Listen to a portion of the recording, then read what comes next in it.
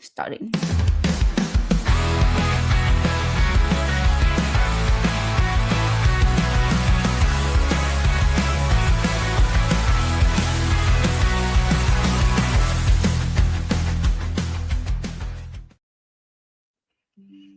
Hello, everybody. Welcome to Raise Young Love, where we passionately debate, explore, and review topics about religion, history, and current events. Today we have Helen from Hello. Free Thinker Fireside. Hey, hey. So, Hello. Hi, AJ. Thank you so much for having me on. Hi, Internet. yay. Everybody, hello. Hello. So, today is going to be interesting, right? Because we're going to talk about trauma. And sadly, it's part of our human condition. Right? We know everybody goes Mhm. through trauma. Um, the wounds of trauma can run really, really deep. And unlike physical wounds, you can't see them. They're invisible to the naked eye. But things like childhood trauma, they directly affect who you become as an adult. They dictate our relationships, how we express love. They affect how we think, how we see the Mhm. world, right? And how we treat not just ourselves but other people. And we're gonna figure out what it does to the body and the brain. And before we do that, let's like introduce you a little bit more detailed. So where can people find you? Because I've been on your show and stuff. I'm sure everybody watching knows who you are. All right. But tell Well, us a little bit. for those of you that may not know who I am, my name is Helen, also known as House Bells. I run a channel called Free Thinkers Fireside, where we put the human and humanist one cozy chat at a time. And basically, the idea with my channel is that I have people come on. I just kind of interview them. I used to do that when I volunteered for recovering from religion, and now I do it as part of what I do.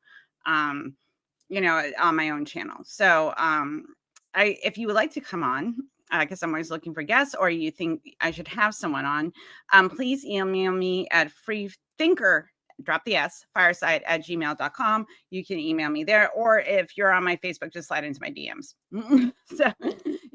Somebody will get a hold of me somehow. So, so that's basically like tomorrow. Mandisa Thomas is going to be on my show. I usually have a 7 p.m. on Thursdays Eastern time. I've been also doing shows if I have a couple extra times, like on Tuesdays as well. Anywho, tomorrow Mandisa Thomas is going to be on. We're going to talk about Black non-believers and when critical thinking can be helpful or harmful in the secular community. So we're going to talk about that.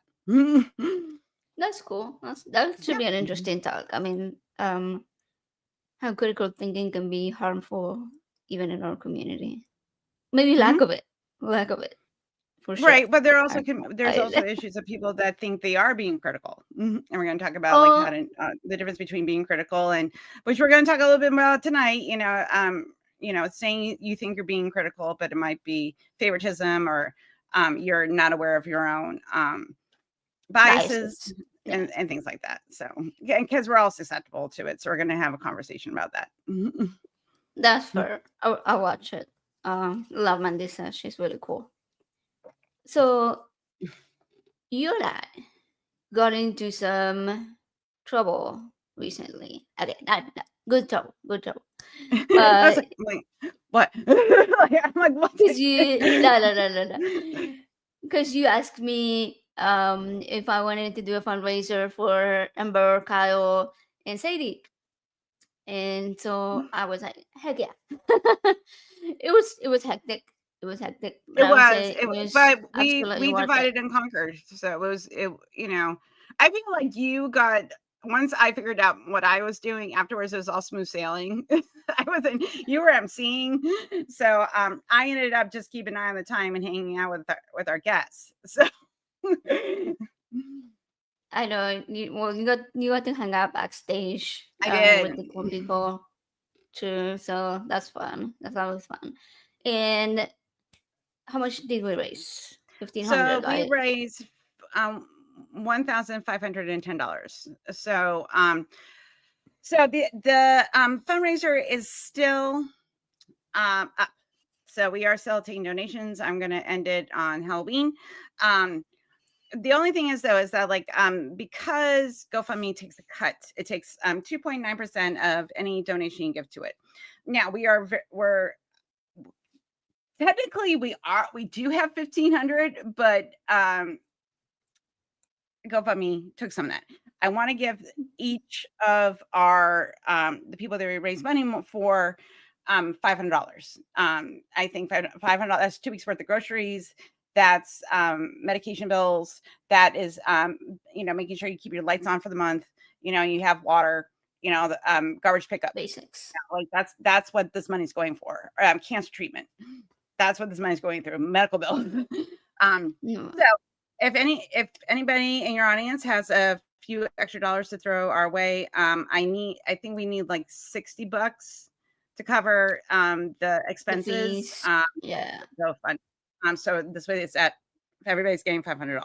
So if you got an extra $5 that you can throw our way, that'd be really great. I'm going to put a link for the fundraiser in the chat. No, I'm not. Oh yeah. Share. Share. Copy. You should be able to do that. Now I can. No, it won't let me do it because I'm going to give it to you. Let's see if it works. There. Oh, just send it in the private. We'll post I did that. it. I did that. Now. So AJ is going to put it in her chat, and you're going to click on it, and you're going to give us $5. Yeah. That's what you're going to do. Because you're all bottom bitches. You're going to do what I tell you to do. You're going to be a good, generous person by being a bottom bitch. That's how this works. There we go. And we can put it at the bottom. There we go. We'll keep it right there. And I also copied it into the chat. Yeah. Cool. So if you guys can, just throw a couple extra dollars our way, that'd be really great. Just so we can, end the week on a good note, and they give $500 and everybody's happy, and yay. So that's what I know. It sucks that people like the fellow community members that we raise funds for are now going to have the extra weight of having their SNAP benefits taken away, right? So this is why we do this, because they need basics, extremely basic things. Put food in the refrigerator, keep the lights on, stuff like that, stay warm. So yeah, if anybody can help, anything, literally any amount helps. Unfortunately, GoFundMe takes 30 cents out of each donation. So if you got $5, awesome. Also, as well, I want to remind people that Ember and Kyle, and I think City all have GoFundMes. So I contribute to Ember's every month. I contribute $20. Right now I can. Don't know how long it's gonna last, but I can right now. There, because this doesn't stop after, it's not like they get $500 and then everything's yay, it's fine. They still need help. And I would say, instead of going to Starbucks, you could just give $5 to somebody in our community that needs it. And I obviously I do not want people to give money if they need it. That's not what we're saying. But if you have extra money that you could go to Starbucks and you can take that $5 and give to, some people in our community that really do need it. That's the point. $20. I give $20 because that's what I can afford, each week to give, but each month, sorry. But it's hard, because things are expensive and we're losing, and we're living in the dystopia. So, people are losing their ability to pay for things like their medical bills and things like that. So, yeah, there was this post recently that I saw something we are all one medical bill away from, being homeless or something like that. It's all of us are living paycheck to paycheck, while Mr. Pumpkin Man builds his gold-plated ballroom. But Well, yeah, yeah, duh. Listen, people can't have basic medical care, but like this, 250 million bucks, that we could have to yeah, take but he care of needs it. like so many people, feed so many people. But no, we can't do that. We can't have people eat. Come on. Yeah, it's horrible. Yeah. But If you click the link, and you can just click the link to the fundraiser, it will take you to where to give your monies. yeah, it's And super then the quick. money goes to Like, GoFundMe. um, if you already have like your PayPal or Yeah. something set up on your computer, it will. Once you log in, no, you don't even have to log in, right? You can do it as a guest. I You can did do it it as as a a guest. guest. Yeah, I they'll didn't just need to ask for log your in or payment. anything. Like they'll ask for your credit card or debit card, Yeah, number. Just like you're card making or it's just like PayPal. you're making any online payment. Yeah, it's just like super quick. And thank you so much, Tucker. I really Yeah, appreciate it. thank you so much, Tucker. That's a big help. Yeah. So let's get into the topic. All right, we're here to talk about trauma, which we Right, but are this is going how we through. get through trauma, is being helpful and kind to others. So that's how Yeah, you do it. yeah, exactly. So the first thing I want to say is a warning. All right, just a reminder that neither of us are experts, and we are not here to give people diagnoses or treatments. We're just sharing our experiences, All right. So, like, if you're watching and you have some deep traumas, or while watching the show, you realize that you need more help, you can reach out to Recovering from Religion. Is a really good place to start, right? Um, which you actually used to volunteer for Recovering from Religion. What Yep, did you you do can there? also Like, go to, if you need a therapist, seculartherapy.org. I'm going to put a link in the chat. If you need a therapist, you should, like, I am very well versed in trauma. I'm very yeah, yeah, educated on it, but I am not an expert. So you should definitely go see people that are right, trained to exactly. actually help people with their trauma. And so, and a lot of therapists can work in, they're licensed in several states. So, and it's a matter of just matching. Like, I always say, like, find a therapist is like dating, because it is. Yeah, So, yeah. You gotta find the right one. you have to find the right person. Yeah, yeah, exactly. Like you gotta have good chemistry with your therapist, because otherwise, yeah, it's Yeah, you're not gonna look I've been with my forward to it. current therapist 2 years, and we have a really good relationship. I love her. She's fantastic. I'm like, you're my maintenance. You're my maintenance. Love it, love it. Yeah, I mean, because you gotta do the work when there's such deep traumas that we have, especially from childhood. It takes a lot longer to heal those. Like I would say that so many people that we meet live with unprocessed traumas, and they think that they can Mhm. just put it in the back burner, block it out. I don't need to deal with it right now. If I don't see it, it's not there. But that's not how it works. Okay, so we have to remember that trauma is not just like a physical thing. Like, because when people think of trauma, the word trauma, they're like, oh, you are, I don't know, in a car accident, or somebody like beat you up. Sure, that is definitely trauma. But you can also have psychological traumas, people abusing you, gaslighting you, putting you down, like treating you like crap. Those are distressing or disturbing events that can have a really big impact, negative impact on Right. your mental health, your physical health, your emotional health, your social well-being. So there was actually this really good video I found. Let me see if I pull it up, put this thing up. It's short, but are you familiar with Gabor Mate? No. Mm-mm. Oh, okay, all right. He is a doctor, psychiatrist, really, really well versed in trauma, childhood trauma, and addiction, ADHD.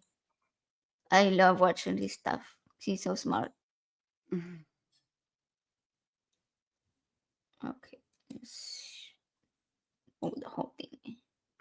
You always trauma means a wound. That's the literal You can hear it, right? I get. meaning of the word. It's a Greek word for wounding. So trauma is a psychological wound that you sustain, and it behaves like a wound. So on the one hand, a wound, if it's very raw, if you touch it, it just really hurts. So if I have a wound around not being wanted, then decades later, if anything reminds me of that, it hurts as much as it did when I originally incurred the wound. The other thing that happens to wounds is that they scar over. And scar tissue has certain characteristics. It's thick, it has no nerve endings, so there's no feeling in it. So people traumatized disconnected from their feelings. Scar tissue is rigid, it's not flexible. So when something happens, we tend to react in typical, stereotypical, predictable, dysfunctional ways. And scar tissue doesn't grow like healthy flesh. So people who are traumatized tend to be stuck in emotional states that characterized their development when they were traumatized. Trauma means a wound. That's the literal. I really like that description. Mm, Um, I don't know. It has a lot to cover there. As far as the wound, I feel like that's a really good way to put it, to compare it to like a physical scar, because hmm you can never get rid of a trauma. You can handle Right. it. You can deal with it. You can get to the therapy, the coping mechanisms, but it's always still gonna be there. Oh, And it's Cynthia. nice in there. And that's the thing about like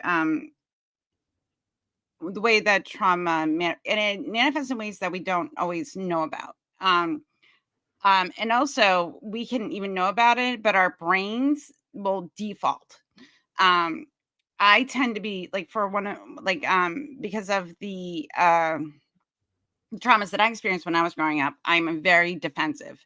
And when I'm in an emotional state, I tend to get very reflexive and want to people please, and I and I get very reactionary, and like people that I live with, like my husband, will be like, "You're having a trauma response," because he knows it. Like he's like, "I'm not." He's like, "You're safe.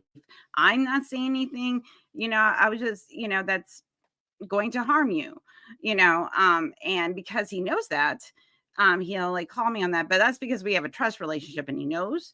But like this is stuff like I've dealt with a lot of my trauma, and this is still something that I still reflexively do. And I've talked to my therapist about it, and they said like it like that brain connection is there, and you're aware of it and you know what you're doing, but and when you're in the moment and when you're in an emotional state, you're aroused and you don't have the ability to realize that, oh, I'm like in the moment, like I'm going to stop myself from having the trauma response. Like that's not how it works.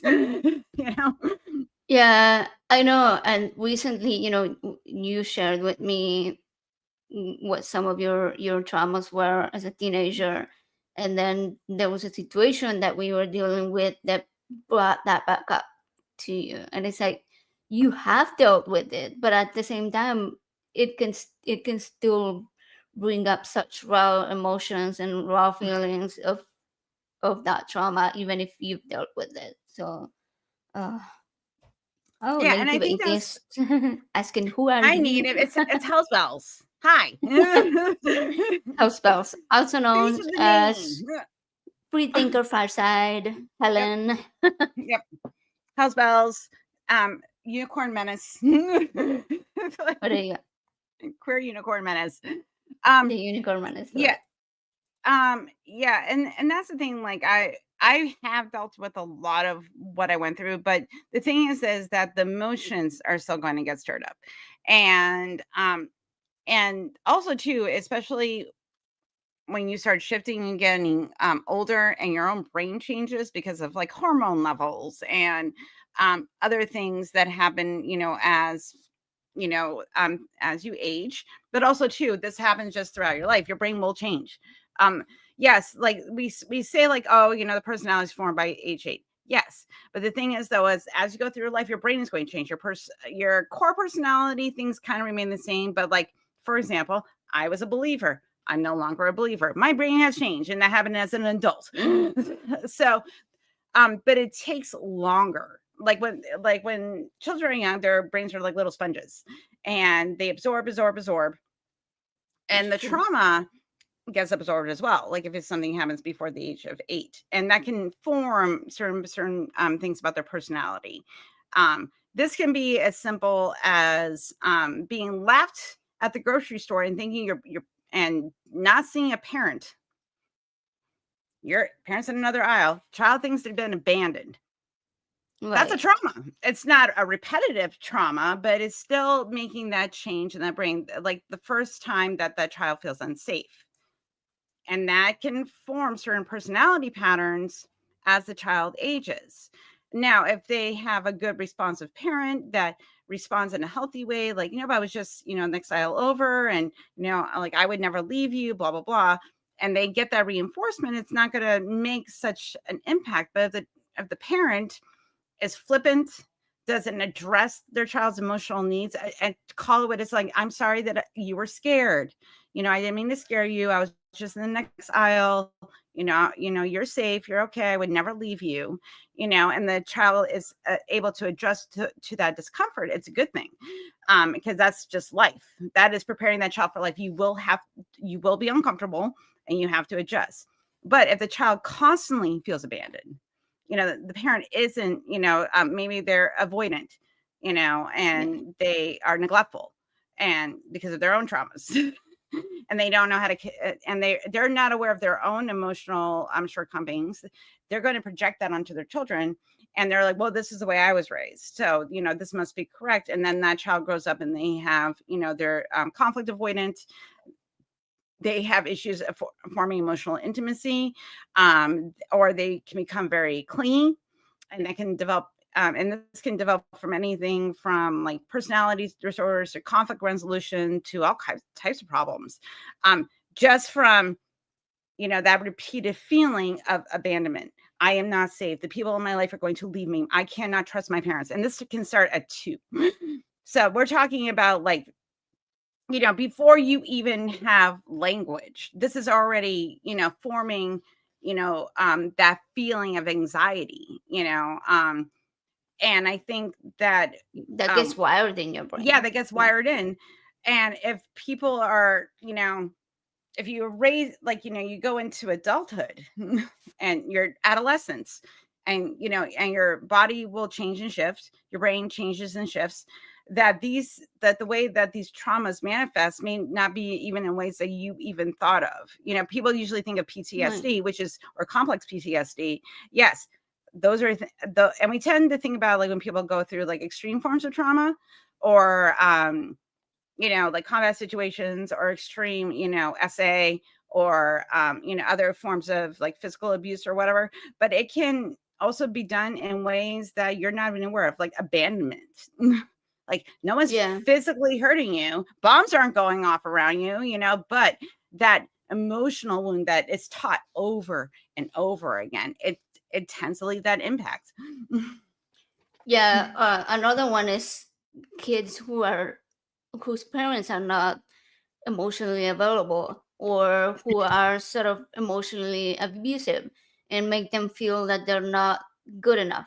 They can never meet their parents' um, not needs, but requirements, right? Like if a parent wants a child to be this or that, and the child just cannot meet that, they're going to feel that they are just not good enough for anybody, not just for their parents. And so going into adulthood, this person is going to be a people pleaser, right? They're going to do Right. anything to please all of their relationships, their friendships, their romantic partners. And that is very unhealthy. That is a very unhealthy trauma response, because it can lead to this person doing things that they don't really want to do just to please everybody else. Right. So it's Yeah, so it's dangerous. Like, and we are talking about things that happen to us, like you said, before we develop language, before we develop a proper way to communicate these issues that we're having, or even before we are able to record memories. Like this, the video that I showed earlier, the Dr. Gabor Mate, he always shares. Mm. His mom was a Jewish, right, during the Holocaust, and so she had him as a baby, but to hand him to a neighbor because she knew that they were coming for her. And she was like, Mhm. if they come for me, they're going to take the baby. So she gave Mhm. him away to a neighbor that wasn't Jewish, that was willing to take him. Mhm. And so he shares this story, and he talks about how that trauma affected him throughout his Mhm. entire life. And he was 1 year old when that happened. So, like, he doesn't have memories of it, but he knows that his body physically holds onto that abandonment, that trauma, even though his mom didn't want to abandon him, right? Like, Right. he still perceived the abandonment as abandonment because Yeah, that's because when you're a child, you don't know, like your child, your parents trying to save your life. Like you just know right. that You your don't know the parent whole has left you, like just story. left you. Yeah, you can't reason. Oh, she left me with them because blah blah blah. No, like you 1 year old, you can't really do that. Yeah. So yeah, it's awful. Um, but so he has ADHD, and I think that was one of the reasons he talks about trauma so much, because of the connection between very very very early childhood trauma, like before the age of 3, and Mm-hmm. conditions like ADHD, OCD, and other which are, Neurodivergent or yeah. yeah, they are Yeah. partly genetic, obviously, but a lot of most genetic um, conditions have to have a trigger in order for your body to sort of Right. express that genetic condition. So yeah, Right. so he The talks light about switch how, either gets it stays yeah, off or it gets turned on. That right, like that's what I've always thought of as just that genetic light switch being flipped on. You know. yeah, yeah, yeah, yeah. It's called epigenetics. Yeah, it's basically Yeah. it on and off. It can happen with health conditions as well. Yeah. For me, when I moved to the US, that was my trigger, and it triggered autoimmune issues. I was soon after that I was diagnosed with type 1 diabetes, celiac disease, which are both autoimmune conditions. So it was like the doctors were like, "Well, you just had a really huge shift in your life. Like you moved from a completely different country to like a whole Here. different culture. Yeah. The culture shock was real. Yeah. So, anyways, yeah, but You know he, what's funny? When you became an American citizen, I didn't realize how long you had been here. So I was like, why? I was like, girl, why? And then you're like, no, I've been here for like 15 years. I'm like, okay. Like oh whenever I was, yeah, yeah, yeah, no, I was I like, was, okay, you're adapted to American culture. Otherwise, I was like, no, don't come here. If somebody was I like, I want to know. be in the United States now, I'd be like, no, motherfuckers, you want to stay where you. Right, yeah. My mom actually often says that she regrets bringing us here because of how shit turned out. But I'm like, I don't That's know. how I I'm feel about moving to okay. Florida. Like when I moved down here, it was a very democratic state. It was very chill. And I've been down here 20 years and I'm like, fuck. Like my plant, like the cool, like it's such a beautiful place to live, but also shitty. The Also politics are shitty for shitty. sure. Yeah, yeah. Okay, Right. anyway, so let's watch your video. Native asked if I'm a Texas girl. Yeah, I live in Texas right now. Yeah. Oh, Nina Base is in And Oklahoma. Oh, we're in the trifecta of bad. Like, we're oh, in there we go. fascist. We're in the I, fascist Bermuda Triangle. you are, yeah. Okay, I gotta say it. Excuse you. Okay. Date is here. Mm. I don't know if you've seen his video. I love it. He's like, excuse me. That's his thing.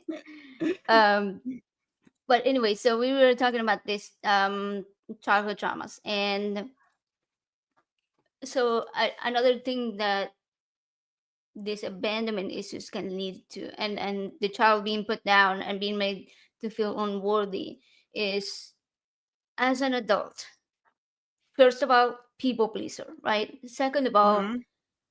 not saying what you want, not expressing your needs, Mhm. always wanting to meet everybody else's needs first.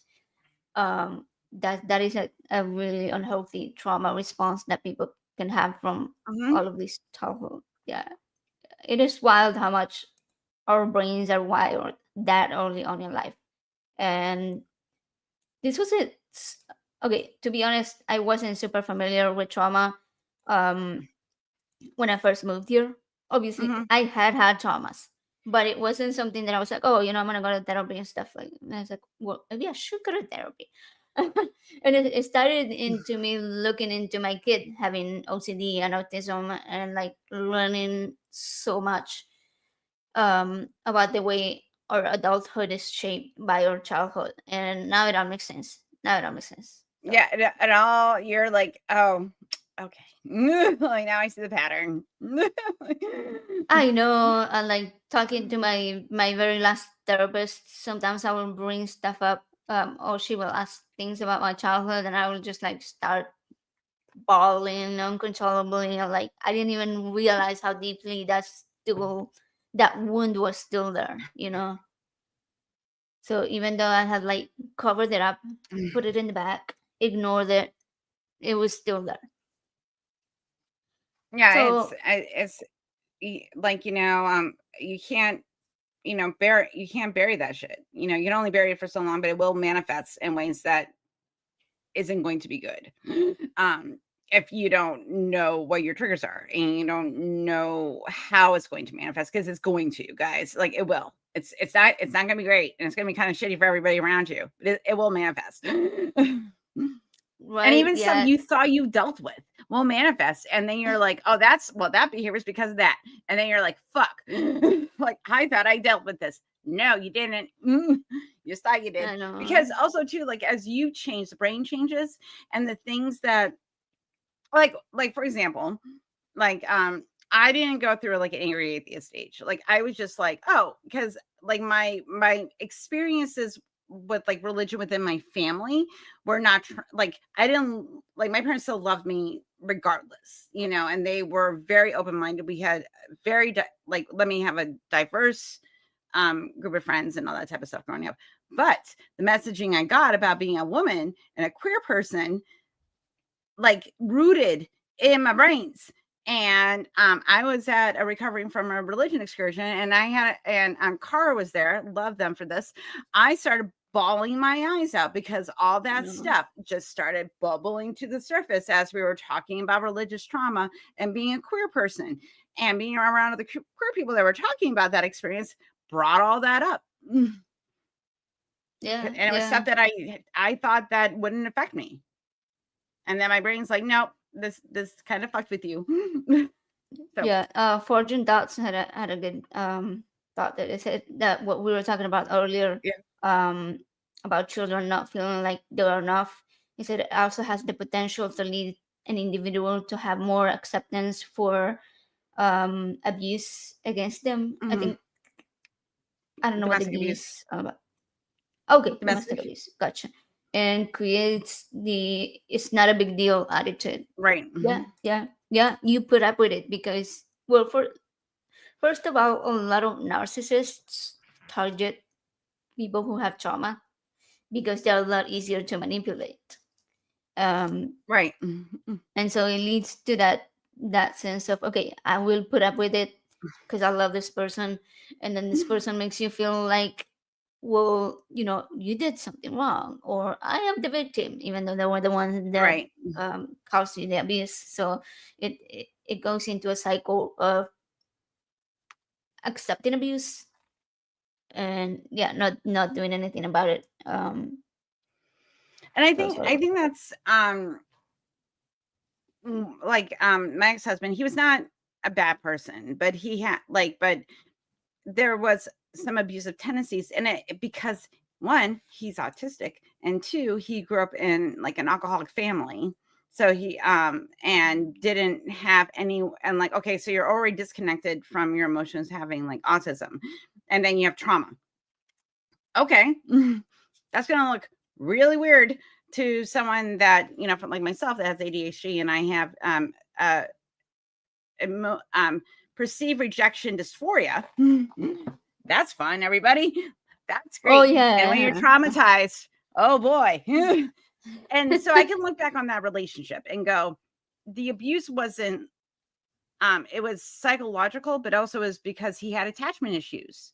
He didn't understand, like, and it manifested in weird ways. Once, like, it wasn't healthy, but also we were young, and neither one of us were like versed on this type of stuff, but we were able to remain friends. It wasn't like it was so abusive that this person wasn't healthy for me to maintain, like leaving my children with.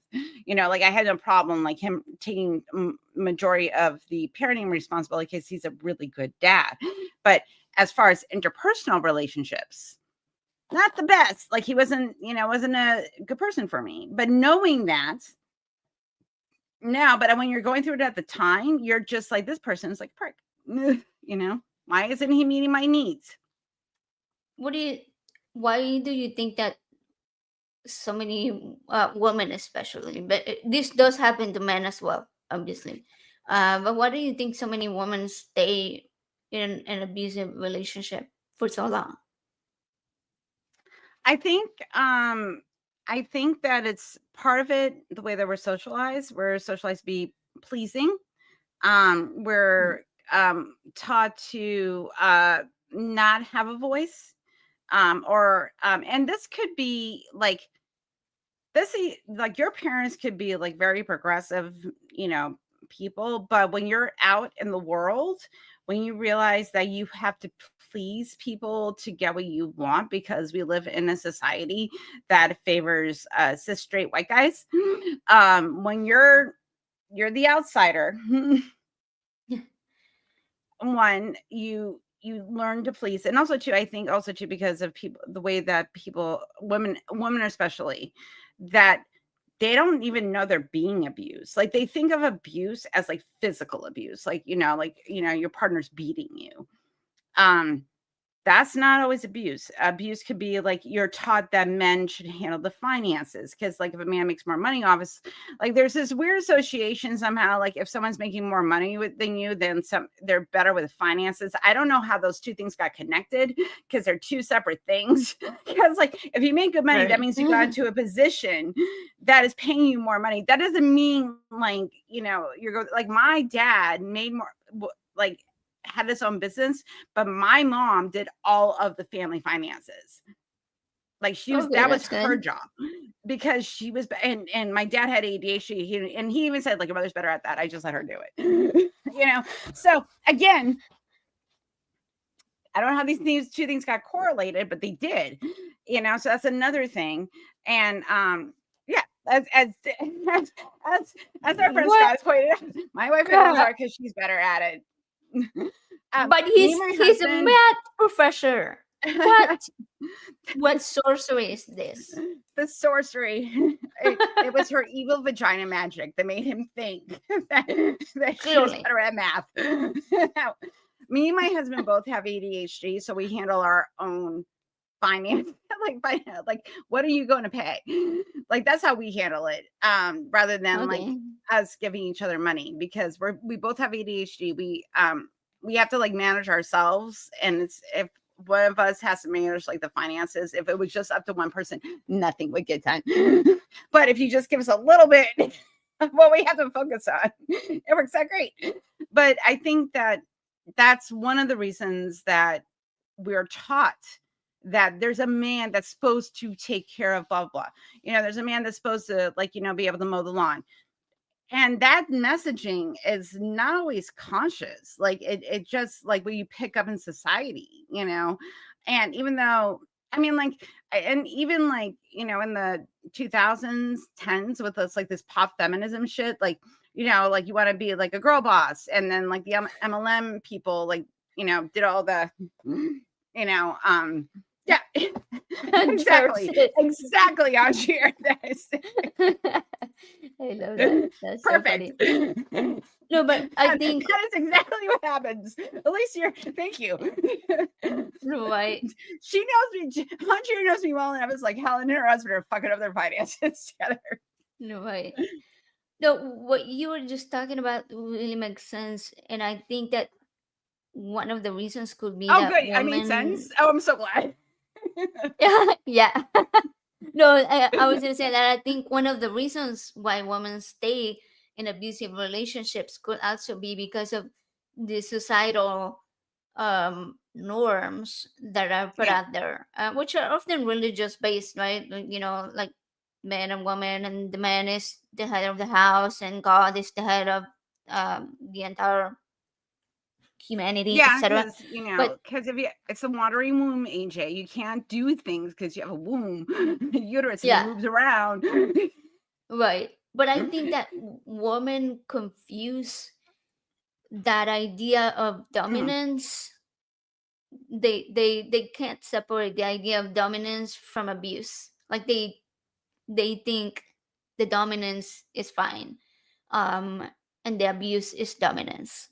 Does that make sense? I don't think I am making No, sense right no, now. no, it does. Because because thinking of it this way, like there's certain even those of us that have a very progressive mindset, like we'll default into like some sort of thinking pattern where like a man should have like he should be able to work and he should be able to do this and blah blah.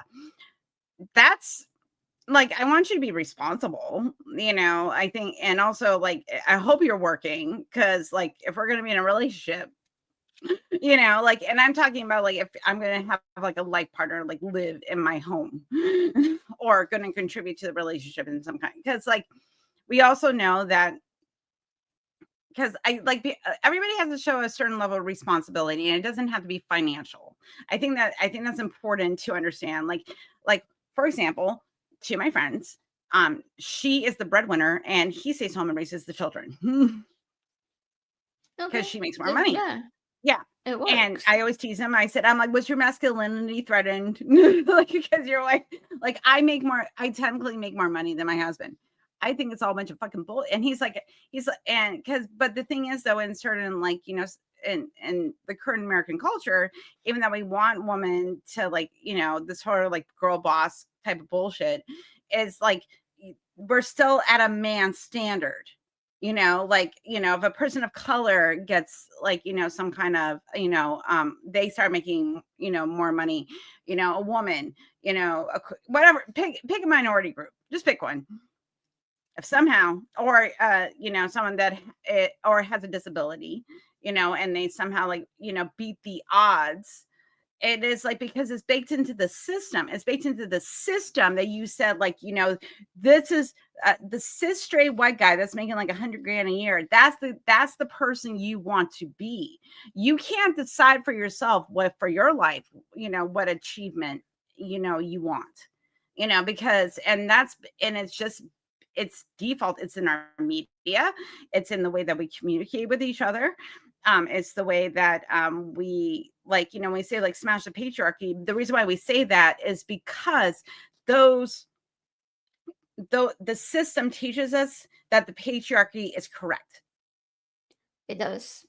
And Yeah. and that's why, and I think for someone that haven't dissected that and looked at it as a systematic problem rather than a individual, because we tend to blame the victim when we're talking about abuse.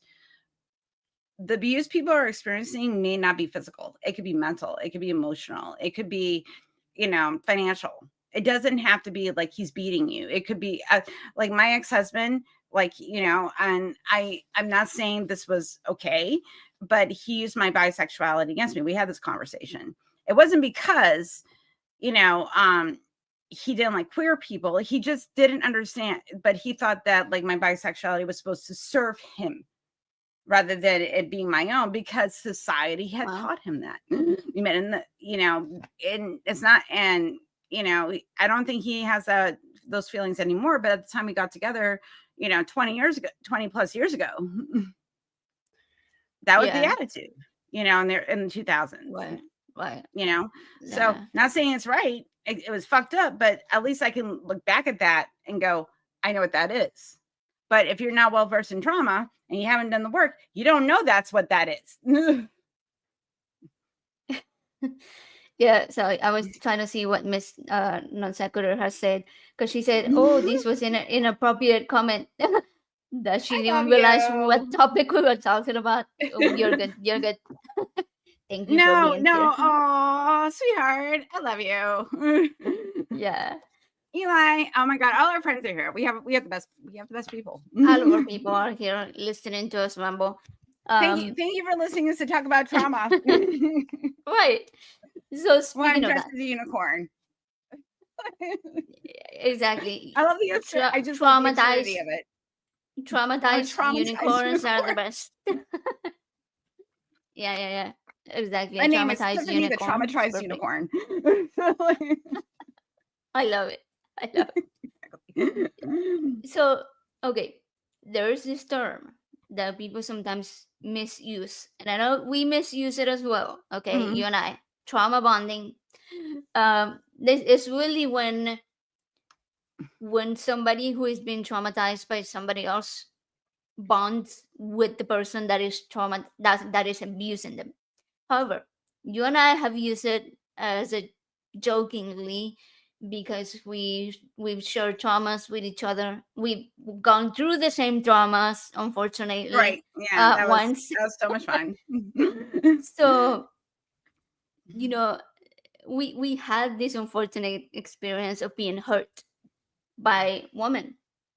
It can be women that falsely accuse men, right? And in the process Right. of it, hurt other women, because this hurts the cause that you were just talking about, right? Believe the victim, believe the woman, or the Me Too movement. Like, why do you think women do that? Like, I know it's a loaded question, okay? Do you think that they don't realize it, that they're harming themselves, other people? Is it the patriarchy that is so deeply ingrained even in women? Well, so okay, so I'm not saying this is right, and I'm not saying that like I haven't done any kind of quantitative study on this, but this is just a perspective that I have. Oh yeah, As open. someone that's just well versed on, has like studied trauma. Like I don't know, like I study as a hobby. That's what I do, guys. I look up psychology studies and read a bunch of this shit. But I think it is like what happens on the internal happens in the external. So if you're living in a society that says that like we're like, and especially women, and especially in like minority groups, and this happens with the in sociology, like people, you tend to lean on the communities and the people that can relate to you. You and I can relate to each other. Like we joke around that we do trauma bonding, but we're just talking about like we talked about our traumas and we bonded over that because there's an understanding. Trauma bonding is like, I recognize that you're traumatized. I'm going, and this isn't conscious. This isn't, but you become codependent because you're relating, like the boundaries aren't there with the trauma bonding. Like you and I joke around about it, but like we have boundaries because we're friends. Oh People that yeah. are doing trauma bonding, they don't have the boundaries aren't in place, That's of true. like how much we share, because also like it will manifest in really unhealthy behaviors. And I think for women, we're kind of taught that I was talking before about like the subconscious, messaging that we get. It can manifest in like these really weird ways because in a society, we're taught, for example, believe all women.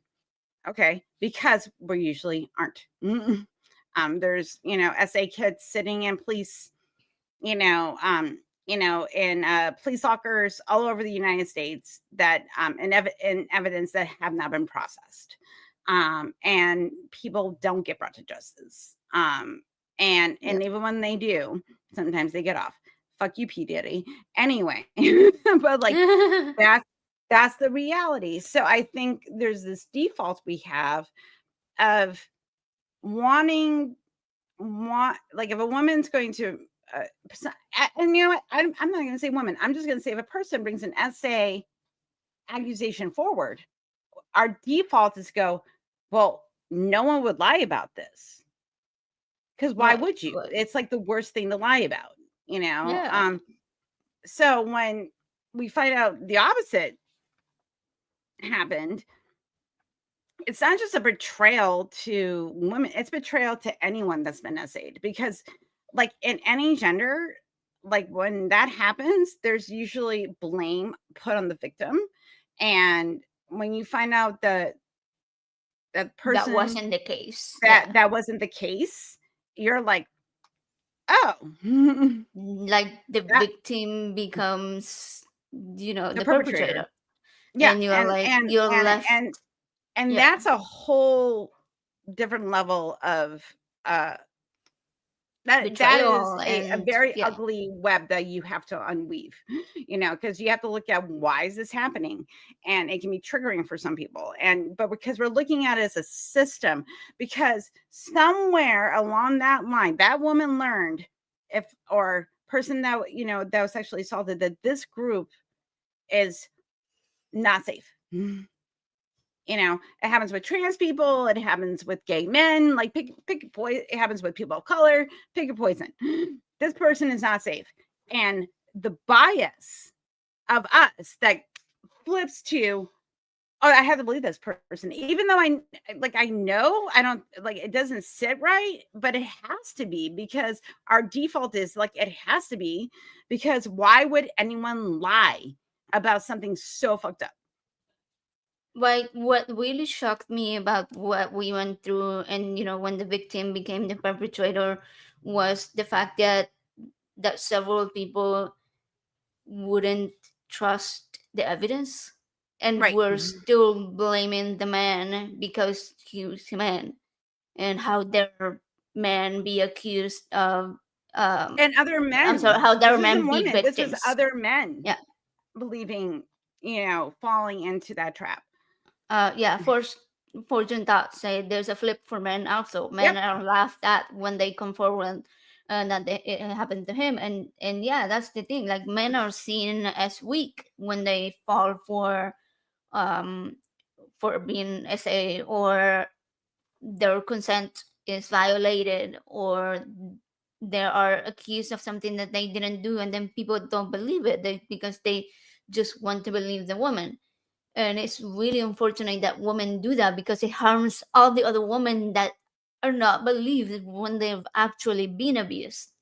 So it's, Well, it's and then such a harmful and shit. it gets complicated if it's like like my own essay when I was a teenager.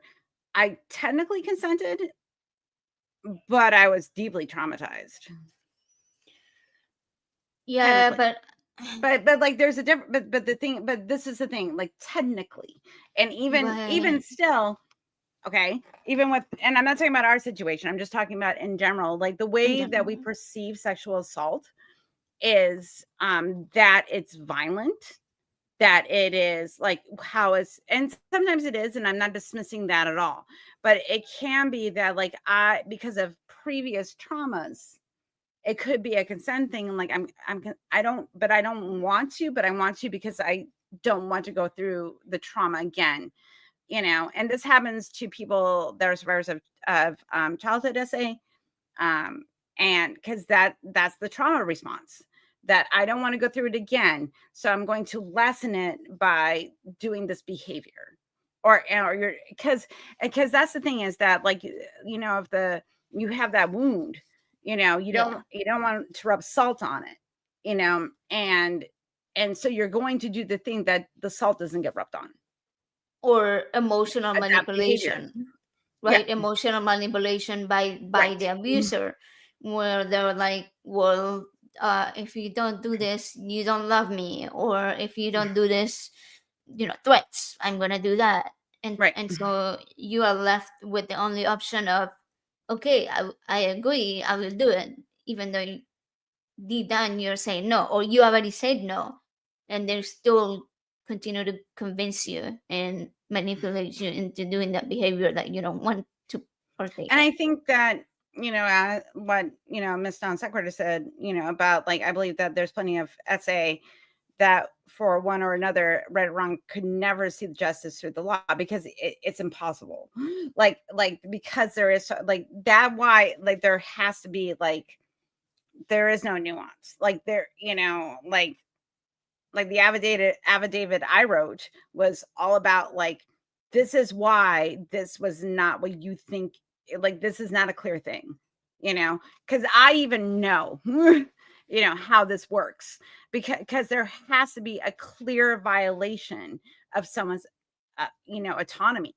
Autonomy. But the thing is though, if you're a trauma survivor and you think like emotionally and like and psychologically it feels like a wound and it feels like SA, even though you technically consented, it gets tricky because the law is going to say, well, you and this is why when cops, if they're not trained on SA and trauma specifically, you're going to get what were you wearing, did you lead somebody on, what was the circumstances, were you drinking, like it isn't, because the law enforcement is not trained on this shit, people. They're not trained. They're trained to find perpetrators and to like get finds if a crime is committed. They're not going to talk to the trauma survivor and go, what were the circumstances that led up to this. And yeah, and we know that rape culture is so deeply ingrained in society that it is the automatic go-to. Like, what what was she wearing? Look at, she started kissing me, whatever. No, that does not mean that you can do anything further than what was consented. But I also want to point out, like what we were talking about before, about like where we believe all women. The women that like basically cry wolf, they know the system. They know that, and especially doing that to manipulate other women. Yeah. Because they know how the system is rigged.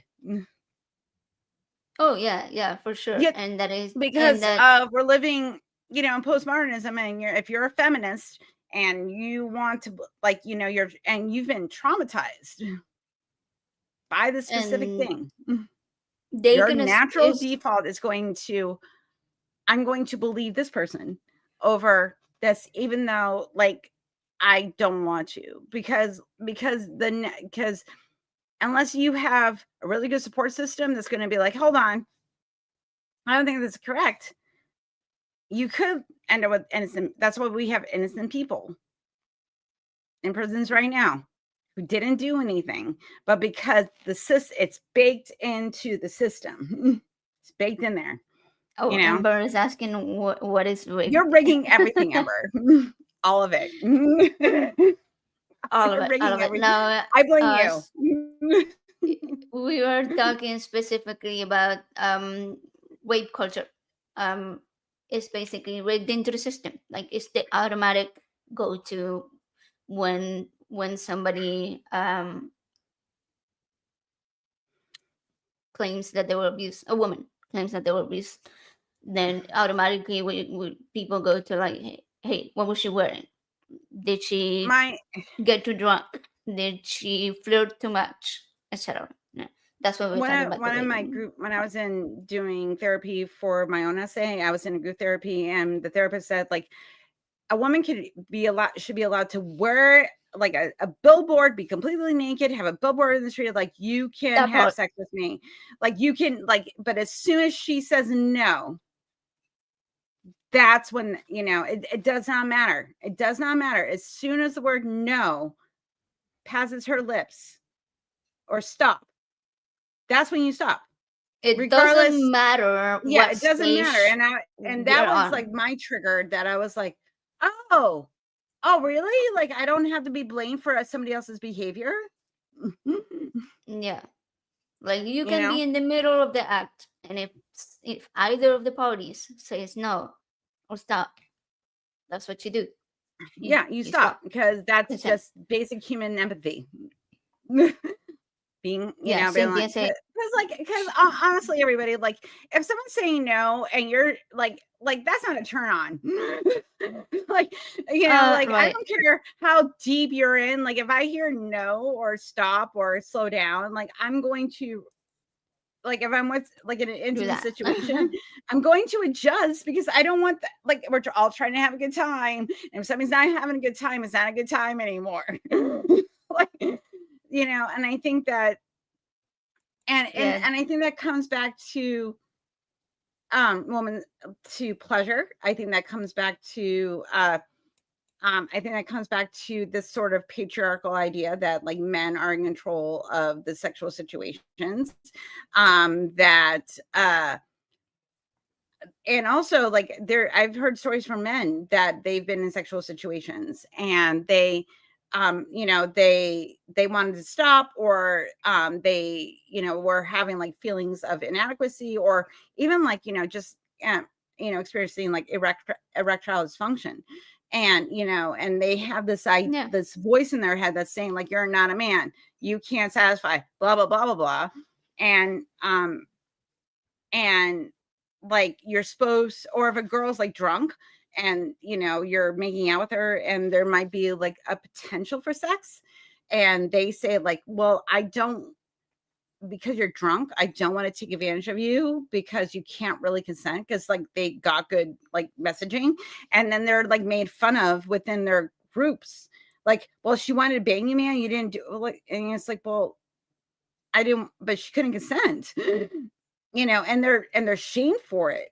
And that feeds into this whole system about how we relate to sexuality, sex, yeah. what is consent, what is not consent, how how sexual negotiation is supposed to go. Like, because everybody thinks it's like in the movies where it's very simple, but it's not, or in porn, but it's not. Like sexual negotiation is very, very nuanced. That's one thing. Like I'm part of the king culture. It is because it's nuanced, because there has to be so much conversation about what is I okay and not okay.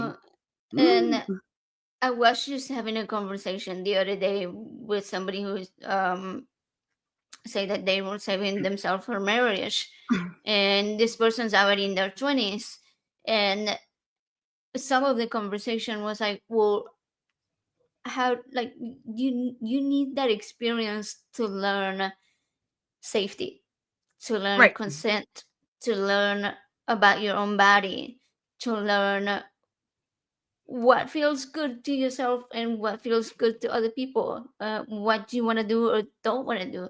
And consent is one of the really biggest for me, that I think beauty culture really, really harms, Right. and makes it to where people just don't learn how to do it, they don't understand it, and that's why we have so much, I say. Where, and even if you didn't grow up in religion, you're still getting the same messaging. I mean, like, think of Oh all the yeah. men, I mean, what, like, that are part of our community that have done, like, you're just like, dude, like, that's not like, don't want to talk about a certain biologist that like one of the four horsemen that had some very interesting ideas about like, comparative, harm, like, Mm. oh, and I'm like, listen, I'm like, that's not how this works. Harm is harm. We're not doing harm competitions. Like, harm is Oh harm. yeah. And Exactly. but there's this natural because you have a little bit of privilege, like this attitude that if you have a little bit of privilege, like if you're a woman in this, you're a progressive woman, you're in these spaces of people, like you're taken seriously. Thank you for granting that I have something to say. Thank you so much. Anyway, where you do the work, you show that you're well educated on certain topics, and you're able to do presentations, and you're able to communicate your ideas effectively. There's a lot of people that don't want, they will say like, well, you've achieved like this, this level of respect, Yeah. you got it, don't complain. That's basically the attitude, is like, you've achieved success, whatever that is. You got a spot. You got a spot on the, you get to have a voice Olympics. now, but don't Yeah. complain, because now you're going to point out the problems that we have over here too, because there's problems in every community. And that's the conversations that we need to have. But what they want to do is say, like, well, you got a spot. You're a trans person, you're a woman, you're, this or that, you're a person of color, whatever. You got a spot. Don't point out that we have problems over here too. Don't do that. We're progressive, blah, blah, blah, blah, blah. All the things Yeah. it's all the same. And that's left over from religion. That's left over from an idea that because you're a human being, but I have to put you in a separate category. Yeah, it's so weird. It's so weird. Why can't Yeah. we like all just be human beings? Like, Fortune Thought said, "Your body is your barbecue, and you are the only person who gets to invite others to the party." Thank I love you. that. I love that. I'm gonna put that on. I'm gonna That's put that on my perfect. epitaph. Yeah, I like that because I watch people like Glenda Jordan, right? Yeah. You think about the way that beauty culture, especially those that were raised in like much more controlling religions, they experience it throughout their whole childhood, their upbringing, right? Even when they leave religion, they don't know what to do with themselves. They don't really understand what they're looking for. Like some women do a great job, and they explore, they find themselves, like Glenda. Glenda's a perfect Mm-hmm. example of somebody that has found themselves, and knows how to share that in a healthy way. Right. But there's other women that have come from really high control groups that, in the process of their self exploration, they cause really deep harm. And man, I don't even know. Like, how can people get hurt, or where do they even get started? I know you're very well versed in sexuality and stuff like that. Like, how do people come out of these high control religious groups, cults, I cults, and honestly, start? find yourself a good sex therapist. Okay, Or the sex like, therapist. That's a honestly, good idea. or actually get connected with really people that are well versed in kink. But like people that are like, because there's a lot of like vetted psychologists and people that are and therapists that are in the kink community. Because like, so if you can connect with someone in your community that you don't have to actually do therapy for, but you can actually have conversation, like, because there are people within the kink community that they're guides. Like, these are people that you're not going to have a kink relationship with, but they can guide, especially for younger people that want to explore. You kind of want a mentor. And there's a lot of mentors that are very well versed in trauma, like, and they understand like how, and sexuality, and how like um that kink can be a healing for trauma, because you are in control and it helps you work through those narratives, and also what to look for. Because there are some people that within the community will say that um they'll help you with that, but they have abusive tendencies. And you want a guide so you can bounce, like, this person is approaching me, they want to form a relationship, and that it's basically like an educated friend that it's going to go, yeah, I know this person, they're like this, or this person's safe. Yes, like that person's safe to explore, that type of relationship with. Because when we're talking about kink, it turns into a completely different thing, because we are talking about like things like um consent, non-consent.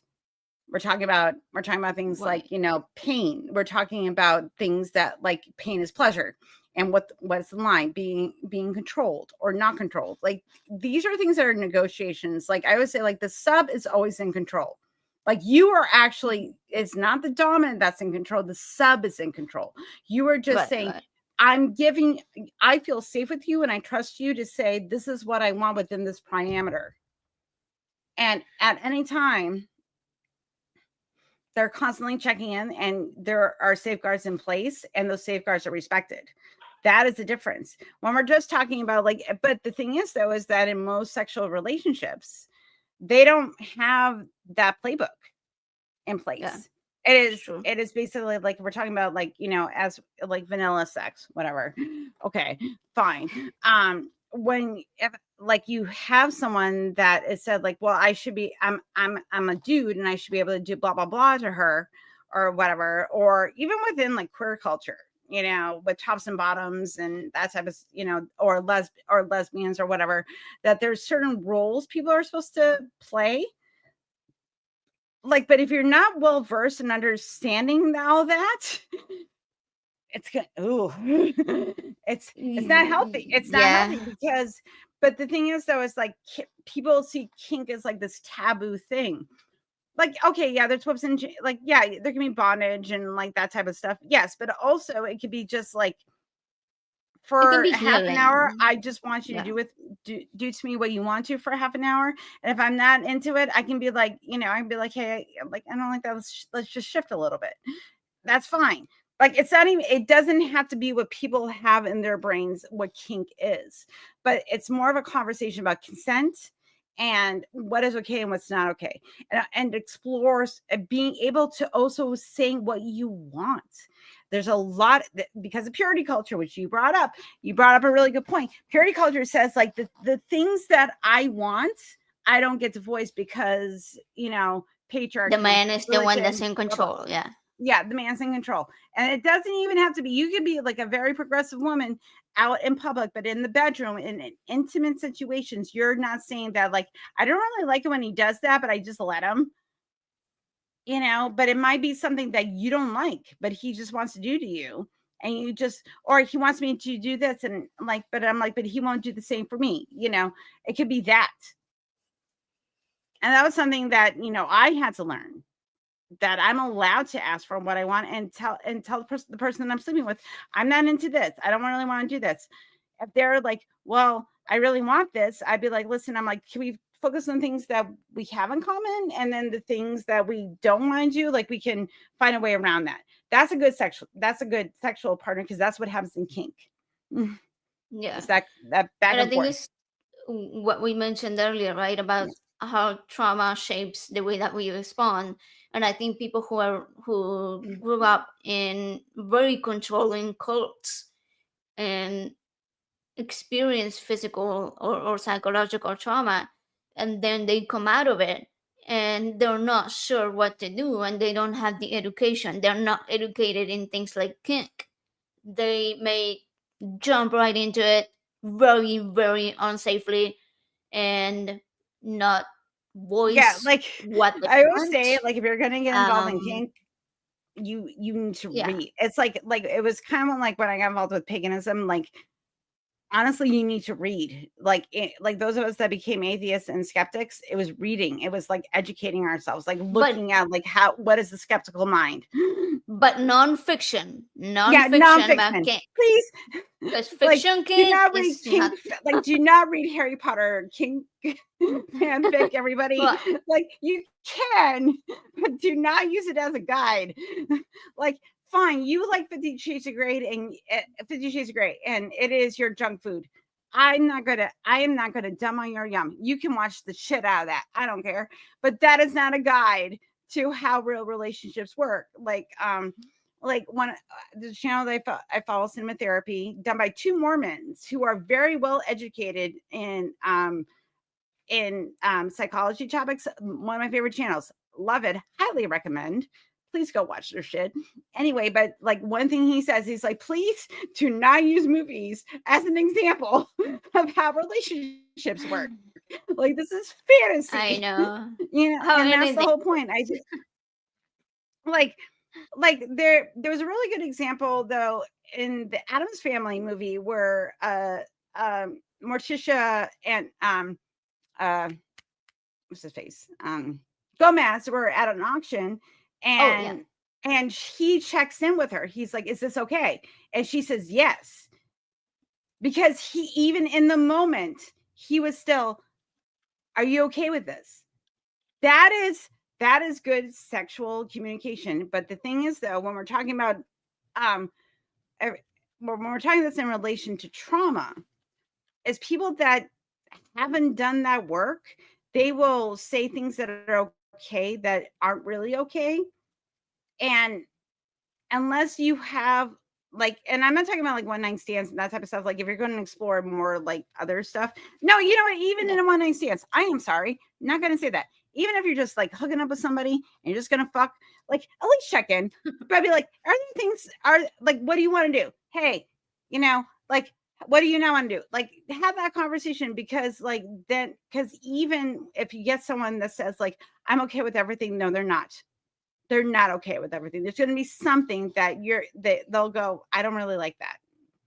And you have to be the one to be like, are you sure? And Yeah. and and the thing is, so in the moment, this is why, like, like I'm not gonna like, sometimes, people have one night stands, everything turns out fine, and other times people have one night stands and it turns into a disaster. But there's no way to predict those things. But it's having that little voice in the back of your head going, like, maybe I should check in. Even when you're drunk or high, like I've been drunk or high plenty of times, people, I still check in Yeah, because I but have enough okay, empathy. The empathy peeks through. that's another really good example, right? Because Right. so a lot of people deal with trauma by intoxicating themselves, using drugs or Right. alcohol or whatever to Right. cope. But then when you go into situations like kink, um, intoxicated, and you don't know shit about it, or or all you learn about is from the movies and fiction books, then you're gonna find yourself in trouble, and you're gonna put other people in trouble, and very very unsafe situations for both of them. So if you're gonna do it while you're drinking, that's fine. But before you even start drinking, that's when you have to start the conversation sober. Make sure that all the boundaries are put in place, the safe words, all of the safeguards are in place before you start the drinking, so that both Listen, of you know. I've been with my husband 20 years. And like we've gotten drunk and stoned together more times than I can count. We've, fooled around. And I will still be like, are you okay with this? Like, cause like you get to read your partner, and you want to check in. Even when Yeah. you're drunk, because like even still, like that is not an excuse because you should be have the wherewithal to realize that you're with another human being and that other human being deserves respect and that other peering, even no matter how drunk you are, like, or how stoned, I don't care. There should be a part of you that the empathy part of your brain should kick in and go, this is another human being and I want them to be okay. Because Well, like, because when someone says like I was drunk, I was stoned, I was intoxicated, I was on this drug or whatever, I'm like, okay, I'm like, if you're on a drug that, you know, makes it that you turn into an asshole, don't do that drug. Also, if you're on a drug that you still have the wherewithal to know where you are, and you're about to engage in sexual acts with another human being, you should have the wherewithal to go, hey, you know what? Are you okay with this? yeah. You know, but And when you're in new situations with with new people and you have a couple casual conversations about some very intense stuff, and no, you should not be engaging a certain kid. Like when you're first, like kink shit is not done like on a one night stand. It just isn't. Like yeah. it's just Yeah. not, because we know how complicated it is. Like if you're with your partner for a while or you're in a kink relationship for a while, like you know the rhythm, you know the dance, you know the steps, but you still are like, hey, even so with it, the little empathy part of your brain will kick in and go, you sure? And Because the safe words should already be in place, whether you're drunk or drunk or sober. If someone says like, red, yellow, green, you know what to do. And that should have been negotiated before you got drunk or stoned. right, Or whatever. and since we are on the topic of trauma, then Yeah. you also have to know the person enough that you know whether they have triggers around specific traumas, or Right. whether some of their behavior that they are wanting, for example, in the consent non-consent, consensual non-consent kink, right? You have to understand why that person is wanting to participate in that specific kink. And it can often be because their control was taken away from them as a child or growing up, and so they want to feel in control, and they want to feel that that person is doing things to them, but at the same time they have that amount of control to let the person know where the boundaries are Right. drawn. And that's why I say like certain levels of kink are like spanking someone during sex. You can do that, when you're just having a one night stand, and it's like you Yeah. can tell your partner like to spank me. Like that's fine. But if we're talking about like consent, non-consent, that is negotiation. That is a long time of like, that is trust levels, like deep trust levels. Like I know that you're not actually going to harm me. Like the the safety protocol, like you had an OSHA meeting with your partner and put all the OSHA regulations in to make sure that everybody was safe. That is what, you're doing OSHA level, conversations if you're doing consent, non-consent. Like that's not something you just Right. enter in willy-nilly. And I told you, like, when we were going through the situation, I go, it pisses me off that this particular person use that to Mm-hmm. manipulate, because it's just like, I'm like, oh, you didn't get it. You didn't, like, oh no, oh no. And because especially in the king community, those conversations are sacred. Like not sacred in Oh, like a religious way, but sacred in like forming trust and important. bonds with other people. It's so important to have those conversations, because when you're engaging in kink, there's so much damage that could be done, and even unintentional damage. Like you could have all the protocols in place, and you can make sure that the safety parameters are there, and you're sober and you're doing all the things, and something will go wrong and you've re-traumatized your partner, and you have to step in and say, and take on the role of care. It's no longer a sexual situation. You have to take on the form of a caregiver, and you have to Right. know how to navigate that road um as the partner, because even though you said we're going to engage in this particular activity, it doesn't have to be consent and consent. It can just be like, hitting your partner with a flogger. Okay, like seems pretty benign, but the thing is though is that like you don't know somebody else's brain, you don't know their trauma, and like you could done it 30 times before, there was no problem. 31, they have a response. What do you do? And you have to know Right. what to do. You have to know how to switch from dom to caregiver. Reassurance, knowing that, telling that person that they're safe, like doing, and then doing aftercare.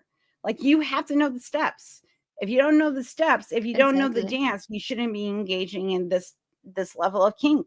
Like, and that's why in the kink community we're always about conversation, conversation, conversation. Poly people, conversation, conversation, conversation, over and over again. And the thing is though is that because it's sexual in nature, people don't want to have those conversations. They don't want to talk about the intensity of they don't want to talk, one, they don't want to talk about the trauma because they think that, or they don't want to talk about like how certain kinks can heal their trauma. Like they shouldn't want certain things. And it's like, listen, I'm like, your brain's a complicated thing.